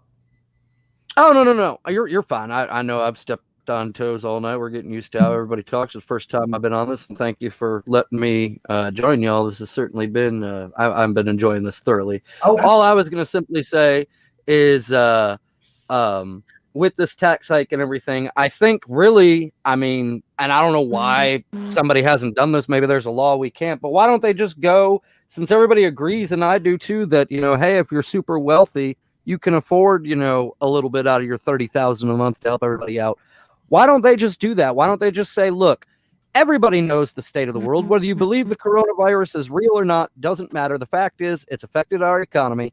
Gather the super rich together, say, hey, we're going to cut. Y'all are going to pay the same amount to help out the country. You can't raise prices on anything you sell for the next 2 years to help us out. After that, do what you want. How do you feel about that, Manny? I feel like it would be the same situation, though. I feel like these people are pretty damn greedy where they'll be like, no, fuck them. We're fine. I mean, if we don't give them a choice, though, they make it a law. They say, you got to do this. This is part, and hey, make it across the U.S. No matter what you make, everybody has a certain percentage that we're all going to pitch into the government to help everybody out. Is everybody cool with that? Are you cool with that 1 hour that you get paid $15 for just going to somebody else after your hour of work? That's a good point. Manny? There's a reason there's tax brackets. Mm-hmm. Everybody is supposed to be taxed according to their tax brackets. Mm-hmm. The corporate stuff, yes, I think we need corporate taxes. I don't think that there should be loopholes to get out of paying taxes for a corporation. Right. I absolutely agree there. I think that's one of the places where we lose a lot of potential money coming in to help things like that. I agree. If you want to complain about the former president now, making money on a tax loophole, I'm sorry, close the loophole. That's how you fix the issue. Sketchy says these aren't successful. They aren't successful without luck and help of their workers. Maybe they can pay their workers a living wage instead of giving themselves more. They make dollars while the rest make pennies. He makes a point, says CEO pay growth from 1979 to 2019, 1,100. I think he meant 11,167%. Worker pay growth from 1979 to 2019, 13.7%. This is why the country is in despair and people are struggling. And he actually re-altered it and put 1,167. But I would agree, but once again, it would have to be a situation like Matt Hawk there said. It has to be a situation where you force these people. They're not going to do it willingly, in my opinion. You have to force these people to do this. I absolutely agree. That's what it would come down to. And that's the thing. It's like I completely understand and I agree with that. I've been on both sides of the fence. I've been an employee through multiple different jobs. Mm-hmm. And I've been now, I guess you would say maybe eventually an employer. I'm starting up, my own business and everything. So I've kind of, come to start learning about more of the business aspects of running a business than just working for somebody. And there are a lot of aspects that whether that person, seems like they don't really do anything, that as a business owner, you are keeping an eye on. Otherwise, you're not being a responsible business owner. But on the flip side of that, I understand him saying, they're not paying a livable wage. Again, and it's always going to fall back to that question. Okay, great. They can make the federal minimum wage $15 an hour. And if you're making $11 an hour and paying $650 a month for an apartment, and now you're making $15 an hour, but you're paying $850 a month for an apartment, yeah, your check looks bigger, but really in reality, you're still making the same amount. You're right. That's not the point that I was trying to point out to a family member that I've talked with about it. Mm-hmm. If you've got 5 people working under you and you are paying them $10 an hour, that's $50, right? That you're paying in payroll. Mm-hmm. If you now have to pay them $15 an hour, you still only have that $50 to work with, which means now you're going to have to cut some people in order to pay the other ones that you keep at the 15. Also agreeable. That's what people aren't understanding. Everything doesn't go up as far as prices. Prices don't go skyrocket, and now all of a sudden you can't afford your gallon of milk. but there are going to be people that are fired because an employer only has a certain amount set for payroll. Well, and that's the thing, all Democrats want to focus on is small Main Street corporate America, where these small business owners are getting, left behind by the big business owners. This is a problem. This is the problem you look at, and this is going to hurt, these small businesses, like we talked about, with the hike to $11 minimum wage here in Arkansas. They're probably going to have to push that deadline back because we're coming out of COVID. There's no way that a lot of these businesses are going to be able to survive with a drastic increase like that. Sketchy, again, he says during COVID, Elon Musk has made $118 billion, Jeff Bezos, $58 million, Mark Zuckerberg, $29 billion, Bill Gates, $24 billion. How much has the common man made? Sketchy, once again, I think you're making our point, though. You can say all of this, and we're not disagreeing with you that there's that gap. But what we're saying is you're going to have to force these people to do it. There's no them voluntarily saying, oh, well, cool, here's some money. Or if they are, it's going to be the vast minority of them that are like, okay, cool, I'm cool with giving you all this money. I don't think you're going to. The point that I was trying to make earlier is that these people that are making those kind of figures are in a specific tax bracket. So they are paying more taxes than we already are. True. So, I mean, I don't get what he's saying. That they should have to pay even more? I mean, I guess the other thing that I was going to point out there too is really like right now, especially during COVID times, to say, a business owner made X amount of money. It's to be expected. From personal experience, I'm no longer, but I was a FedEx driver, delivery driver up until recently. And trust me, every time a stimulus check came out, it was like Christmas time. Everybody went to the store online buying everything. So of course, business owners are going to see a huge increase in profits. You have people from across the world that are receiving essentially free money for right now from their government, and that's the and point being told to use it on whatever they want to stimulate the economy. That's the point of it. Yeah, it's to get that money back into the economy ASAP. So now everybody is spending it to boost up the economy, which is now fattening the pockets of, your Serta mattress that you just bought. Very true. Yeah, which helps Bezos already, because you're going through Amazon to get it. Right. Nessa said, or cut your own wages down to the same that your workers make. I don't think we're going to see anybody volunteer to do that. Sketchy says, Matt Hawk, does the Waltons owners of Walmart deserve to make $4 million an hour? People have been getting screwed over for 40 years. It's time to raise up and help this country. Do they deserve it? Do they deserve it? Go ahead. It was directed at you, so go ahead and answer that, Matt Hawk. Sorry, I was just going to say, in my personal opinion, do they deserve it? No, absolutely not. I don't see where anybody deserves to make that ungodly amount of money. And trust me, they say money can't solve problems. I'd really love to be the one to find out. But with that being said, it's the way. Look, I hate to be the cynical one here. It's the way of the world. You're going to get screwed. It's a fact of life. It's what builds character. At some point in your life, you're going to get screwed. And if you haven't realized that the world is not all fluffy clouds and unicorns yet, I don't know what to tell you. I can agree with that. I think, Sketchy, I think you're not understanding our point. We agree with you that, yes, these people are making these exorbitant incomes, but they're not willingly going to give it away. Manny? My point on that whole thing is just because they've made that much money, why should they have to throw more money at problems? Good point. If I make $800 this week doing my work and I see somebody over there that's only made $500 this week, should I be forced to have to give them some of what I've made? I just have a question to ask. Since we're talking about this, and this just question popped in my head, and I feel it's a good example. Should we be forced to tip waiters and waitresses?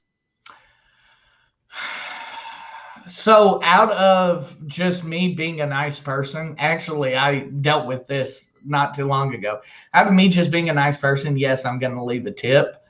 But No, that wasn't the question, so then- Mike. He said, should you be forced to? There's a difference. No, absolutely not. And I'll be honest, I'm the guy that no matter what, I'm going to at least leave you something. But So I'll is be it a honest, nice?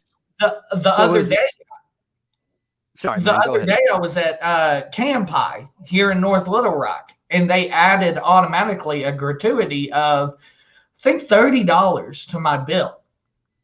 And I was like, cool, but daggum, that's awful brazen of you to assume I got $30 worth of damn good service. You know what I mean? So yes, I see. I see the point. I don't think you do, Mad Hawk, on the delay thing. I don't think you do, but it may just be that we're hearing you late, so that's why I don't think there's a delay. Manny? No, I don't think that it should be forced to, or you should be forced to have to tip waitresses and waiters. What I do believe, though, is these businesses need to pay their employees their minimum wage. And if somebody decides to tip, that's their bonus. Right. That shouldn't be deducted from their regular pay. You should be required to work for that money. Yeah. Yes, that shouldn't be figured in. But I also think that no waitress or waiter should have to split their tips either. I think that's bullshit. That you have to. But then we're then we're dropping down a different rabbit hole. The We whole really point are. of my original thing is that you don't feel, and everybody agrees, you don't feel you should be forced to tip your waiter or waitress. Even you said it's a nice thing to do, but you don't feel that you should be required to do it. So who's to say that's not the same thought of the rich and powerful and elite? It would be a nice thing for us to help out the country and help everybody, but at the end of the day, there's a billion people in the world. So if you drop off and die and don't buy my product anymore, there's 6,999,000,000,000 other people that just might. That's a good point. It's a good point. Which is basically my point. You know, you have tax brackets for a reason. Nessa says, yes, it should be a requirement to tip. If you can't afford to tip, you can't afford to eat out. I live by that principle, but I can see I can see the argument against it. Sketchy says high tax rates deter business owners from keeping their funds and investing it back into their company and workers. Reagan lied, saying the money would trickle down to the middle class, and it hasn't. I don't think anybody here is advocating that trickle down worked. Okay, guys, we have to move on. We've got two more. Man, that's a good topic. It was actually surprisingly, I didn't expect us to get down into as many rabbit holes as what we did. I enjoyed that. Okay. 21 states have filed lawsuits over the Keystone Pipeline, and we have a story from, I believe, Fox News on this. 21 state attorneys general have filed a lawsuit against President Biden's executive order that stopped construction of the Keystone Pipeline on day one. Joining us right now is Montana Attorney General Austin Knudsen, who is leading the lawsuit along with the state of Texas. Mr. Knudsen, good morning to you. Good morning, sir. How are you? I'm doing okay. So when Joe Biden sat down at the Resolute desk on day one and signed that executive order, you and 20 other states say he did not have the power to pull the plug. Explain. You bet. Yeah. Article 1, Section 8 of the Constitution is very clear. Foreign and interstate commerce regulation is a power reserved to Congress, not to the president. President Obama had his chance to veto this back in 2011. This project was approved by Congress. Steve, only Congress can undo its own act.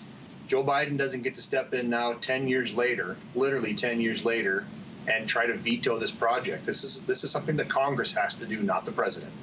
Indeed. And Congress is the entity that regulates foreign and interstate commerce as well, which is what the Keystone Pipeline is all about.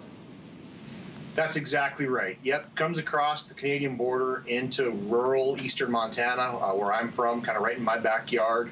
This is a huge project for Montana. Almost 4,000 jobs, conservatively $60 million a year just in property tax revenue, $130 million a year in employment benefits, wages. This was a huge project for the state of Montana, let alone the other states down the line. This really hurts Montana. And I think it shows President Biden is really just pandering to his coastal elite friends. So ultimately, you would like to see a court say, hey, Mr. President, you can't do that. And so go ahead and open it up, right? Okay, so I think we get the gist of it. That was a 4-minute thing where we probably weren't going to learn much more.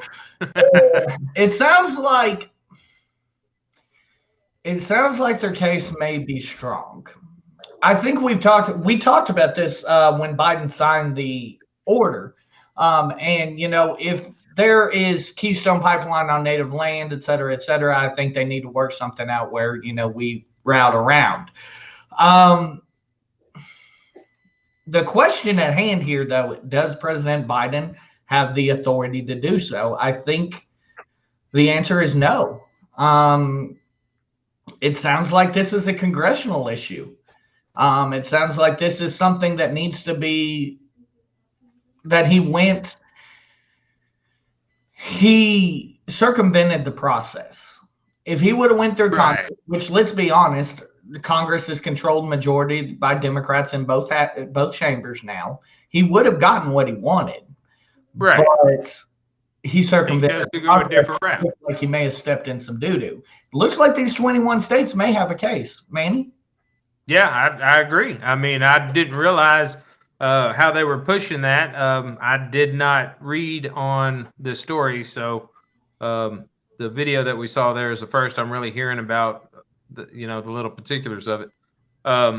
Yeah, it definitely sounds like there's an issue there. And it's funny because we bring up the things that were staring us right in the face. He had the power when he was in the Senate, when he was in Congress. And it's funny because he approved it back then, but now all of a sudden he wants to stop it. Was this something that was brought up back in the 06, 07 time frame? No, he was saying in 10 years ago. 10 years ago? 10 years ago, he would have been vice president.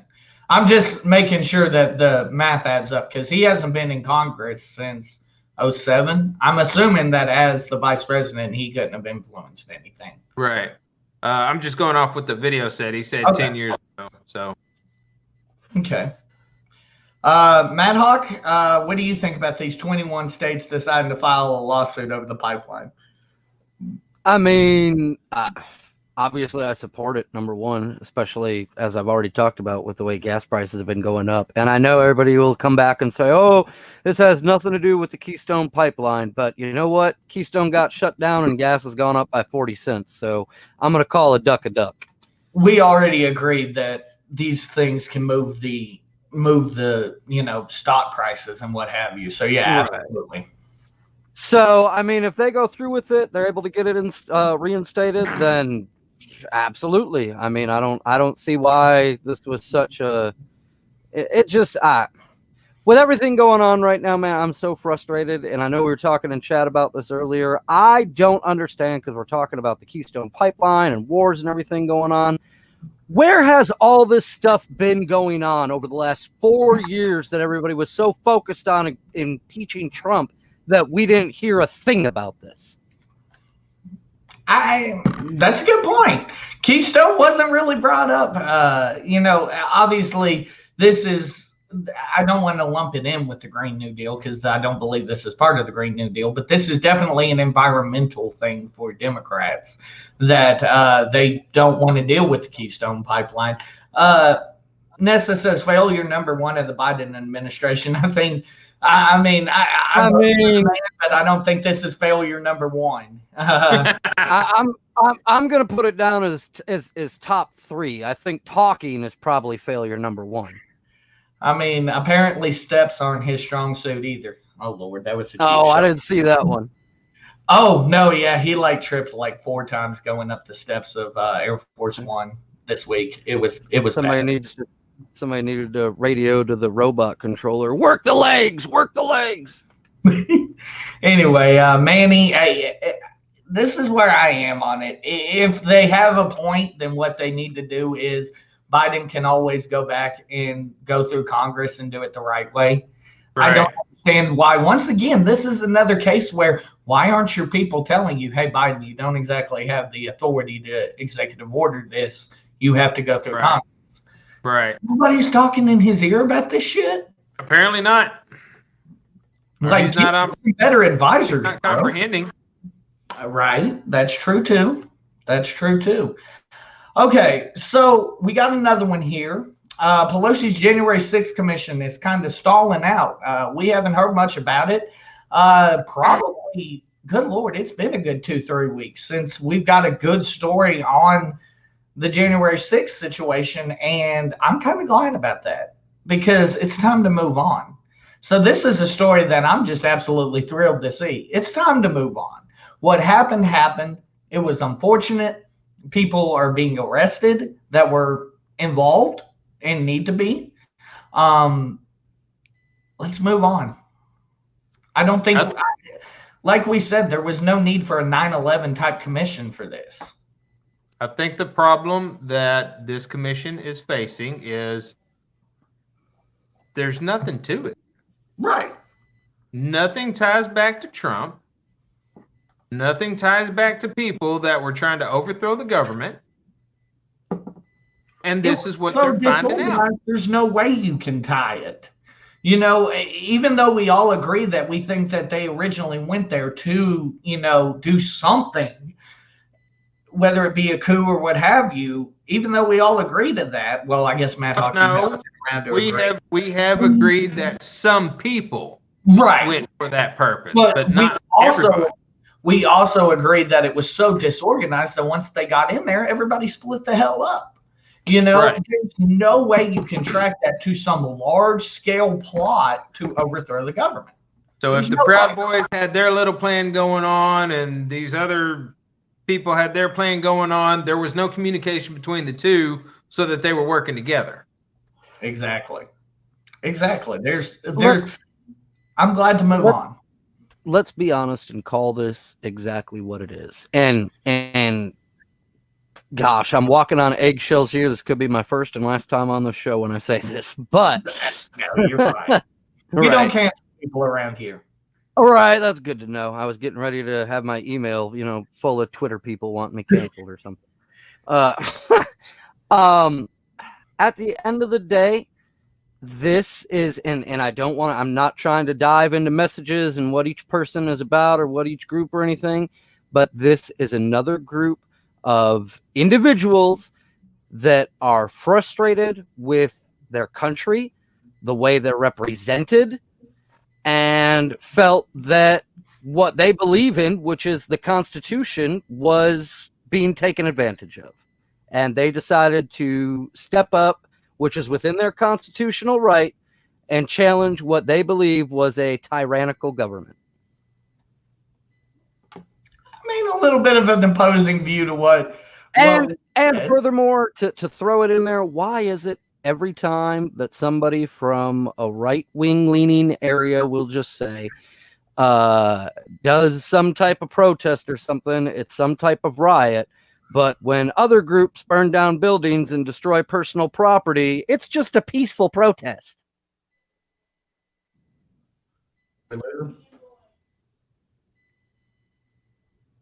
I apologize, you cut out on my part.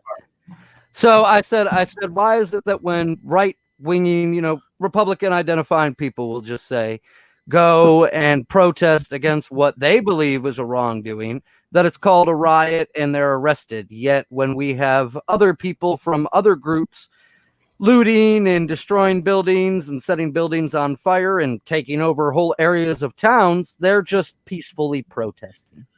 I think the key difference, and Manny, maybe you can back me up or disagree with me here on this, but I think the key difference here is the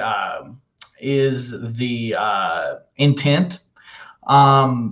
Like Sketchy Peasant says here, the FBI has evidence for multiple militia groups planning seditious acts to interfere with the certification of Biden in the Electoral College on January 6th. I think. All right, let me stop right there on that comment. Because, like I said, when Trump was saying that they were defrauding the votes and all that, if you've got the evidence, bring it. I agree. Same thing. If the FBI has all this evidence that all these groups were doing all this stuff, why aren't they putting it out there? Why is the commission stalling?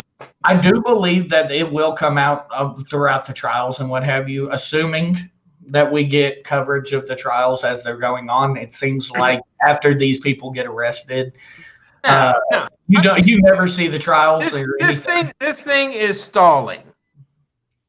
It's going to get swept under the rug, and there's nothing else going to be said about it. In a year or two, it'll come out. Oh, we didn't find anything. We're closing it. I think a certain number of individuals. So let's specifically focus on the guy who had a speed up on Pelosi's desk. I think they're moving forward with that. But you also have to look at why they're so mad right now about that. The judge keeps pushing his trial back and won't hear anything.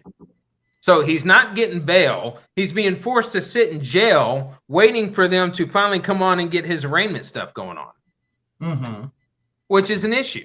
That's a good point. If you've got something to charge him with, freaking charge him. It's a good point. Sketchy says they're still conducting their investigation. The FBI would not release evidence during a pending investigation. That's a hell of a point too. It is still an ongoing investigation. He did want to address this one to you, Mad Hawk. He said, would Black Lives Matter have been treated with the same respect as these so-called patriots were on January 6th? What if it was a group of Muslims? Would it still be okay? Apparently it was. Stores were burned down.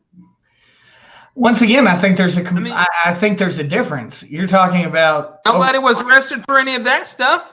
You're talking. There were people arrested. I mean, were they charged with the crimes that these people are charged with? And once again, let's be honest. The severity of the crimes that they're being charged with are linked to the fact that it's the U.S. fucking Capitol. And I was going to say, let's be honest. How many of those people were arrested by Barney Fife versus an FBI agent knocking on your door? Very true. Very true too.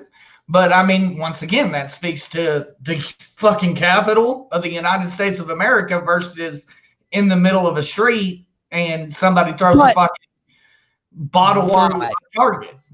Why? We're talking about it. The difference between it's the Capitol and it's a CVS. Why though? Why are we collectively as separate groups? If you want to all lump us into groups, fine. You got Black Lives Matter, you got Antifa, you got Patriots, you've got 3%ers.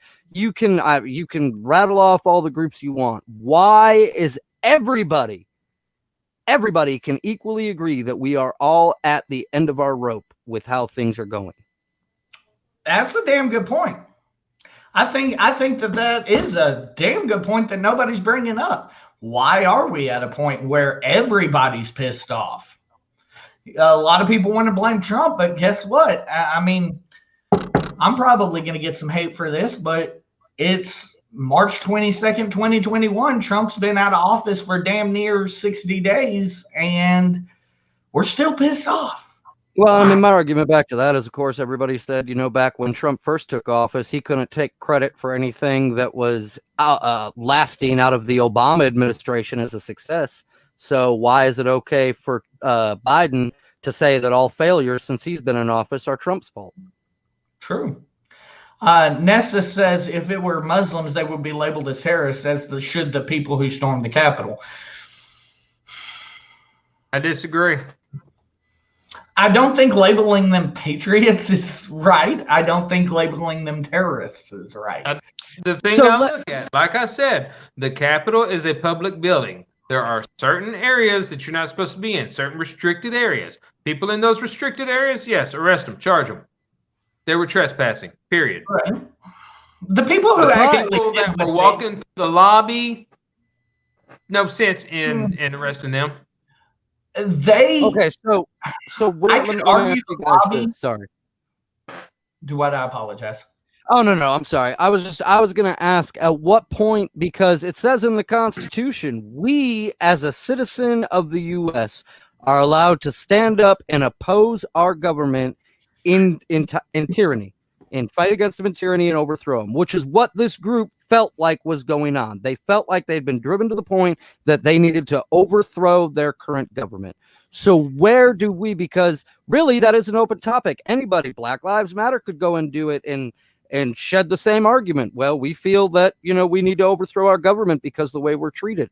So where do we say, all right, this is the line that says we, as a citizen of a republic government, are allowed to overthrow our government? Where is enough enough? And what group is allowed to say that? I'm going to draw the line here. I don't think you can claim that in this situation. The reason why I say that is the same reason that Manny's been yelling since November.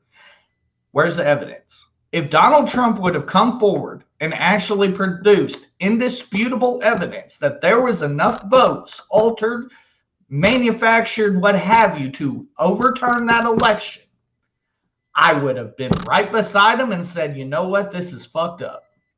But Donald Trump ran his mouth and never pushed anything of substance. But what about all the voting people that were working at these poll centers that came forward and there were city workers. I remember there was a woman who was a city worker from Detroit who signed an affidavit, put her job on the line, that she witnessed fraud taking place. How many votes? How is that not enough proof? How many votes are we talking? It doesn't matter. Why? If there was one person, look, in a court of law, at the end of the day, it's proving beyond a reasonable doubt. If there is even enough of an ounce for a reasonable doubt, it should be thrown out. So you get 150 votes thrown out. You get 150. We'll say 150. You get 150 votes thrown out. Guess what? Joe Biden's still the president of the United States. Absolutely, but it's enough of a question to be raised that says, "Hey, we need to start back at square one." We cannot say beyond a shadow of a doubt that absolutely no voter fraud took place from anywhere. And yes, I will say the same thing for Russia. If somebody stepped forward from Russia and said, "Hey, I saw Vladimir casting his vote and mailing it to the U.S. 50 million times," well, then we need to question how much involvement they had, and we did. I want you to show me. I want somebody to come forward and show me enough votes to make the difference in the election.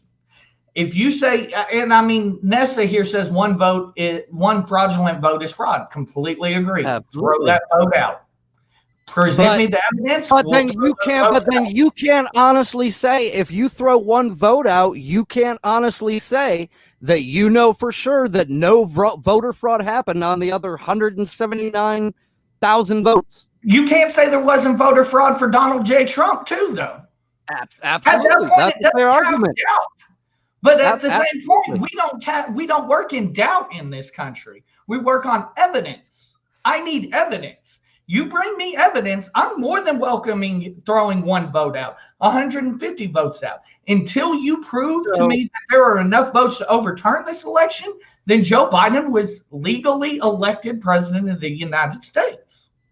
So let's say you and me come across each other down a dark alley and I rob you, and only you see it, but three other people that were standing right next to you say, "I didn't see him rob him," then I'm free to go.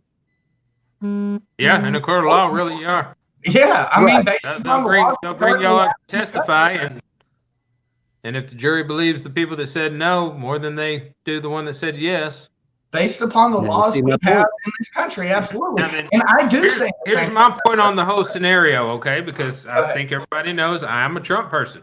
I voted for Trump both times, and if he runs again, I'll vote for him again. Bottom line is, we elect a president based on an electoral college. It doesn't matter what the votes do.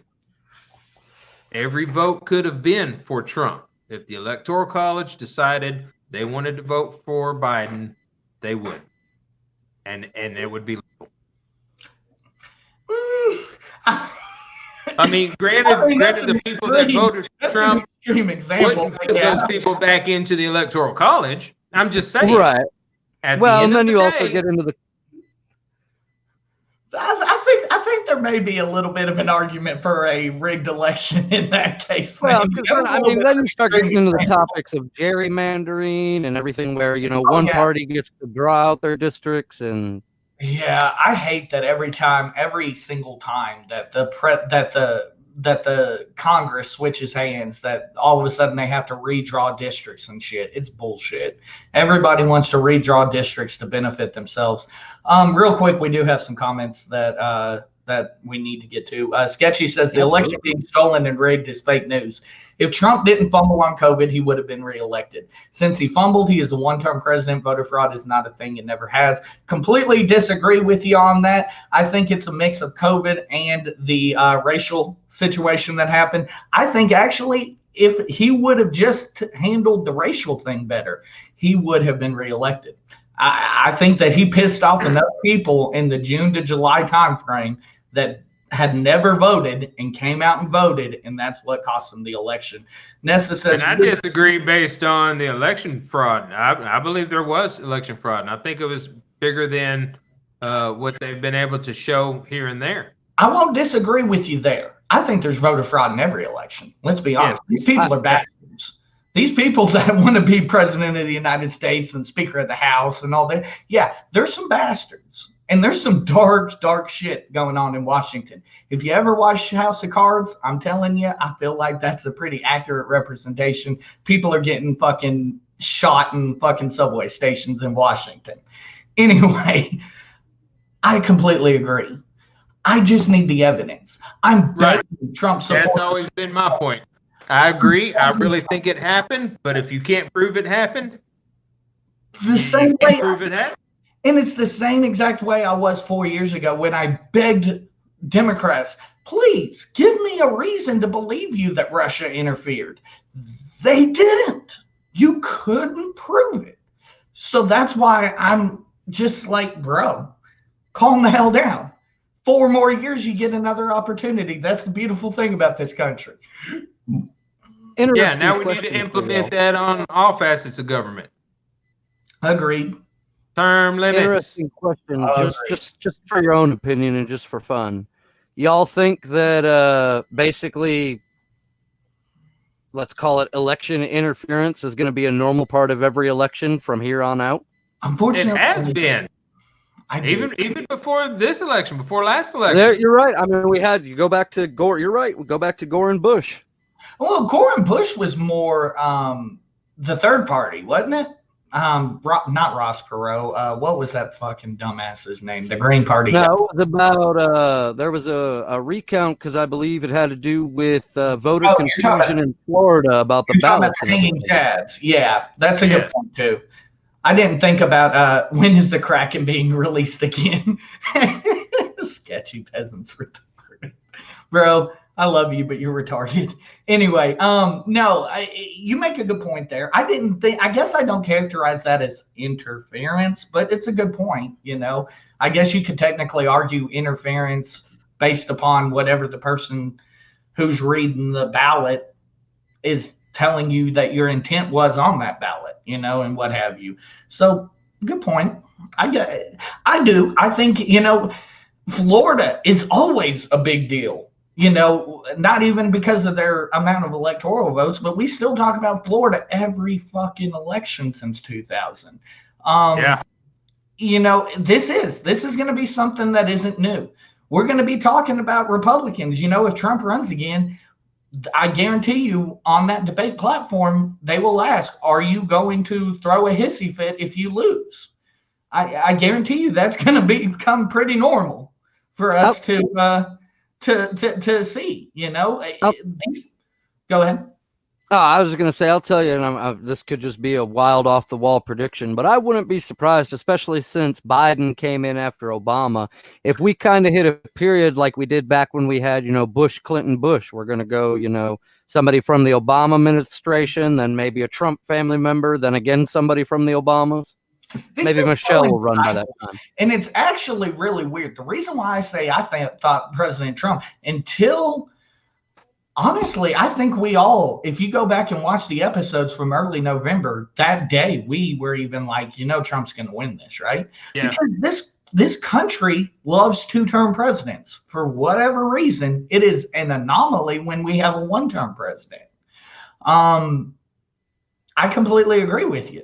I think that the Trumps are the new Bushes. I think the Obama administration is the new royalty, the new Clintons, for example. of the Democrats. I think that's where we are. I completely agree with that statement. I could be wrong. We could see fucking AOC out of nowhere. Yeah, we could. Right. But that's just kind of my prediction. I was just throwing it out there just based on things that I noticed. Oh, no, absolutely. If you look at these, though, the country is obsessed for some odd reason. You know, if I sit here and I'm completely honest, should Bush have been a one-term president? If John Kerry wouldn't have been such a shitty candidate, Bush probably would have been a one-term president because there is enough fuel on that fire. And I love Bush. I'm a Bush guy. But Bush probably should have been a one-term president, but Kerry was a shitty candidate. The reason, my argument is that the reason why Donald Trump was in the White House to begin with is, number one, because we like giving the keys over after two consecutive terms of one party holding it. We like hanging the keys over. And also, Hillary Clinton was a shitty candidate. Well, and I also say that the reason Trump was and you may not agree with how he sounded, but as far as a business person goes, he was who we needed at the time, because way before Trump, I was saying, if we want to get this country figured out, we need somebody that's going to run it like a business, not like a politician. I won't disagree with that statement. I said the day after he was elected, I said, as long as he handles the economy and delegates everything else, he'll have a great fucking presidency. Unfortunately, Donald, being the ego that he has, he wanted his hands in everything. But, that's neither here nor there. He also had a lot of stuff that he was dealing with. Do what now? Well, and I think that just makes him that much more of a better candidate. Like, if I'm going to elect you president, I want you to have your hand in everything that happens with the country. True, but I think Trump was a special situation. Trump had no foreign policy,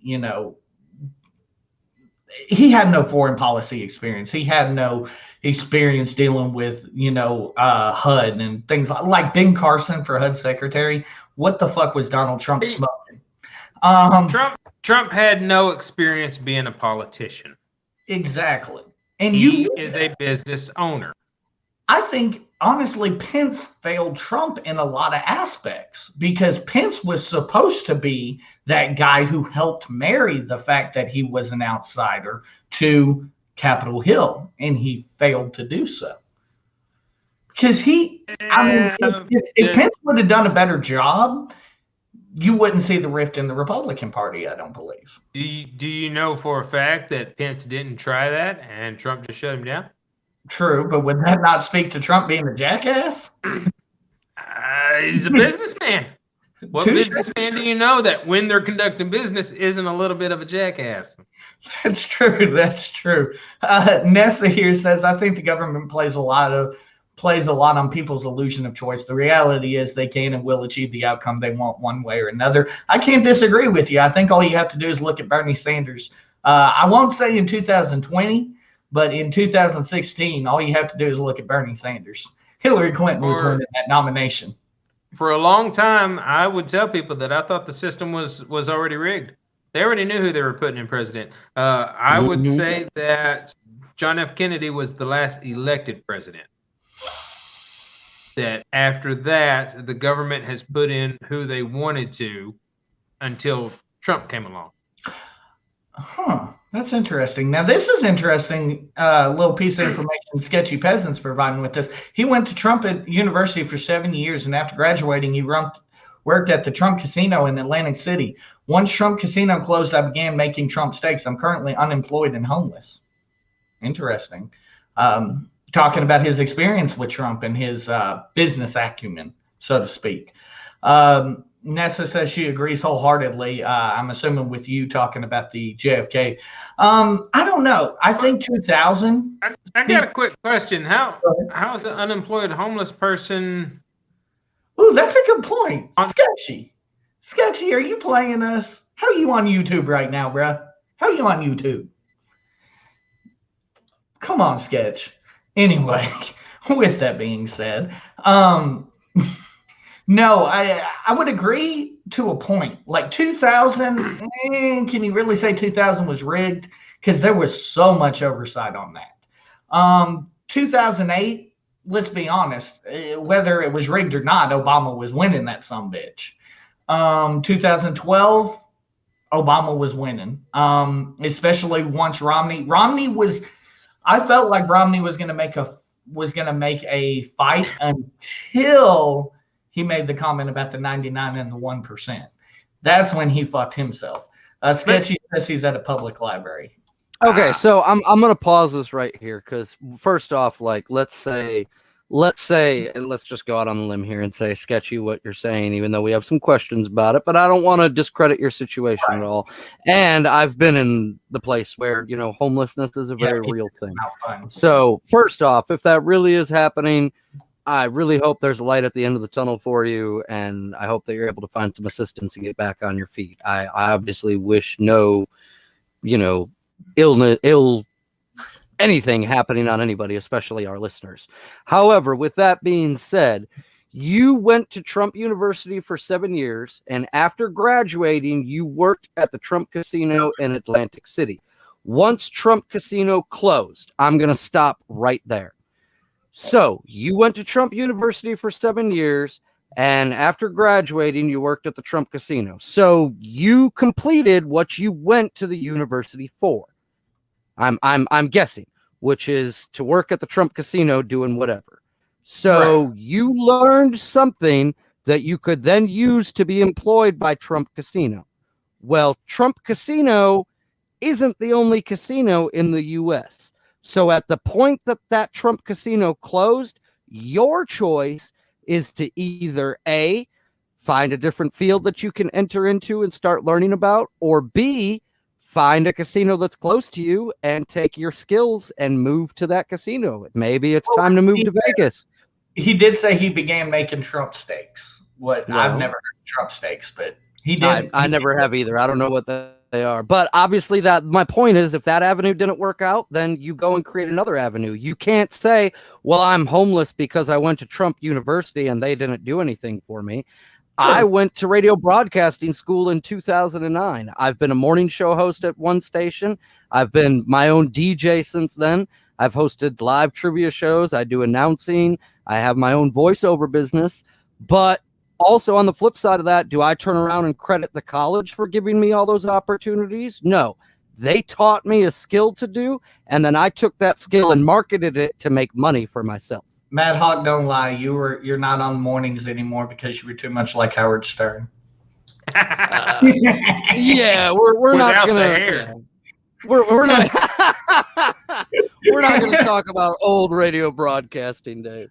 The sketch says no other casino would hire me because I worked at a Trump casino. I was blackballed from Vegas, Reno, and all other cities. That's actually interesting to me, though. That's an interesting story. I mean, if it's true, not true, what have you, that's interesting. I wonder if there is a blackball for working for Trump, because I know a lot of other businesses don't really enjoy doing business with him.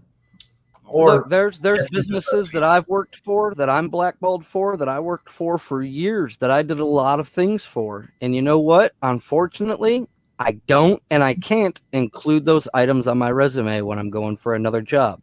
But I am sure that there's enough equal jobs out there that do have positive things to say about my work ethic, that somebody can look at me and say, well, you know what? I don't agree with the fact that you voted for Trump, but damn, hearing what people say about your work ethic, I want you working for my company.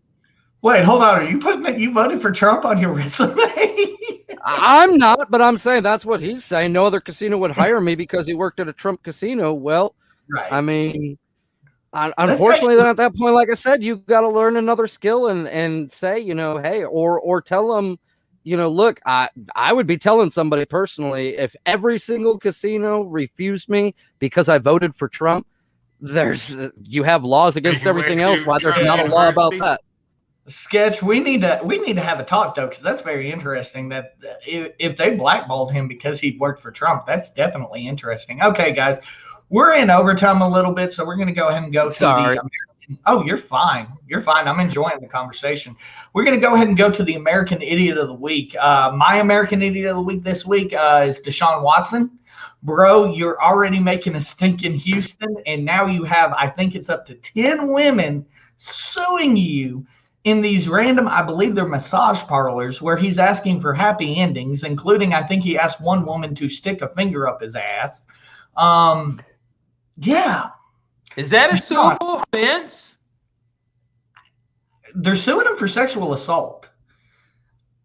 I don't asking know. for a happy ending? I mean, I don't know. Now, if he forcefully touched their buttocks, I mean that's what Tupac got hit on. Really? Tupac got a sexual assault case? I really didn't know that. Yeah, that's why he went to jail just before he got shot. He was charged just before he got shot. He actually got shot, went to court, and they still put him in jail. I'll be damned. I didn't know that. Okay, yeah. So, Deshaun Watson, you're my American Idiot of the Week. Manny? No, I'm going to let Rich go because I've actually got two of them, and if his happens to be the same as mine, I don't want to take his, so I'll just skip and go to the next one. Okay. So I guess my American Idiot for the week, because I heard the story the other day and it just made me shake my head and go, really? Is all the parents getting mad about the Cardi B performance at the Grammys? I can kind of see some of the point, though. Because if we're out here canceling Dr. Seuss, why the fuck are we allowing this shit to go on? I agree, but at the same token, I was on the train of why are we trying to cancel Dr. Seuss at the first place? And really, like, it is a lot of people have gone after for this, and this is another conversation I was having the other day in the car because that's where a lot of my conversations happen at.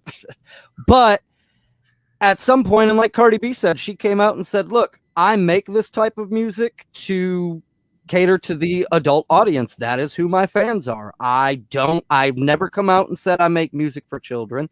It's up to you to determine what music your children listen to." And I completely agree with that. If any artist, you look into her background, she comes from a background of adult entertainment. You kind of got to expect that. I agree. Go ahead. I was reading what Nessa said. I agree to a point, but when you put it on the freaking Grammys, that's primetime TV. Again, but it's 10 o'clock at night, and I think I agree. Grammys that late? Grammys go on for a while. Oh yeah, I think they start about 8, and they may wrap up about 10, 11. Yeah. And really, let's be honest. When you get to the age of what, I don't watch those award shows, so I couldn't have told you what time they started. I always thought that stuff was prime time. It was. I like 7:10. I could be wrong. Make a good point, though, Rich. I completely agree. It's the age-old question, kind of like Dee Snider having to school Congress. Like, bro, come on now. Yeah. I do agree with your statement, though, for real. And yet again, I also necessarily don't agree with canceling Dr. Seuss either. Manny? Right. Well, Manic Hispanics Idiot of the Week is brought to you by Honeybee. Go on to the American Idiots website or the American Idiots Facebook page. Click on the link. Find you some CBD oil or anti-aging creams.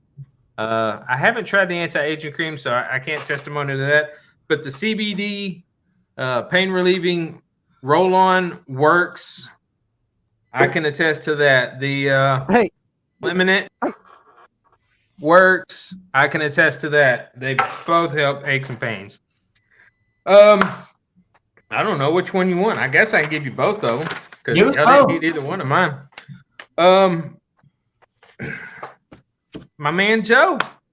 He's always a reliable one. I can always go to Joe Biden for an American Idiot of the Week. He actually called Kamala Harris the president. Yes.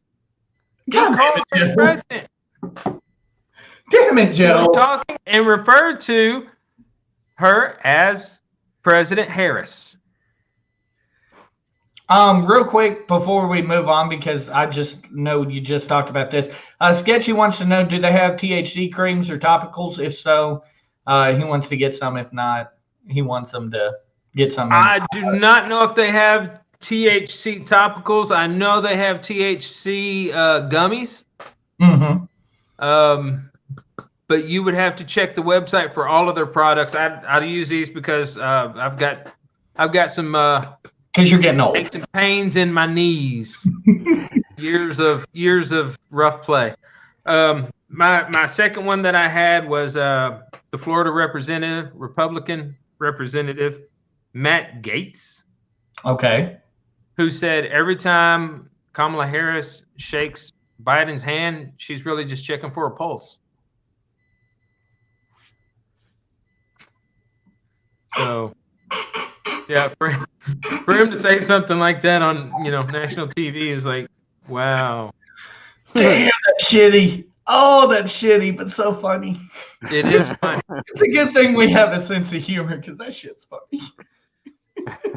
So. That reminds me of the old meme that was going around of Joe Biden smelling Nancy, and it said, like, you smell like Ben Gay, and yeah. Nessa says it's called old age, Manny Hispanic. Yeah.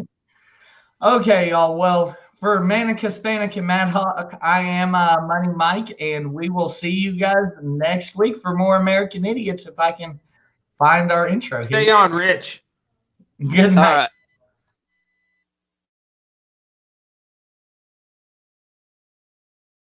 That I welcome this kind of examination because people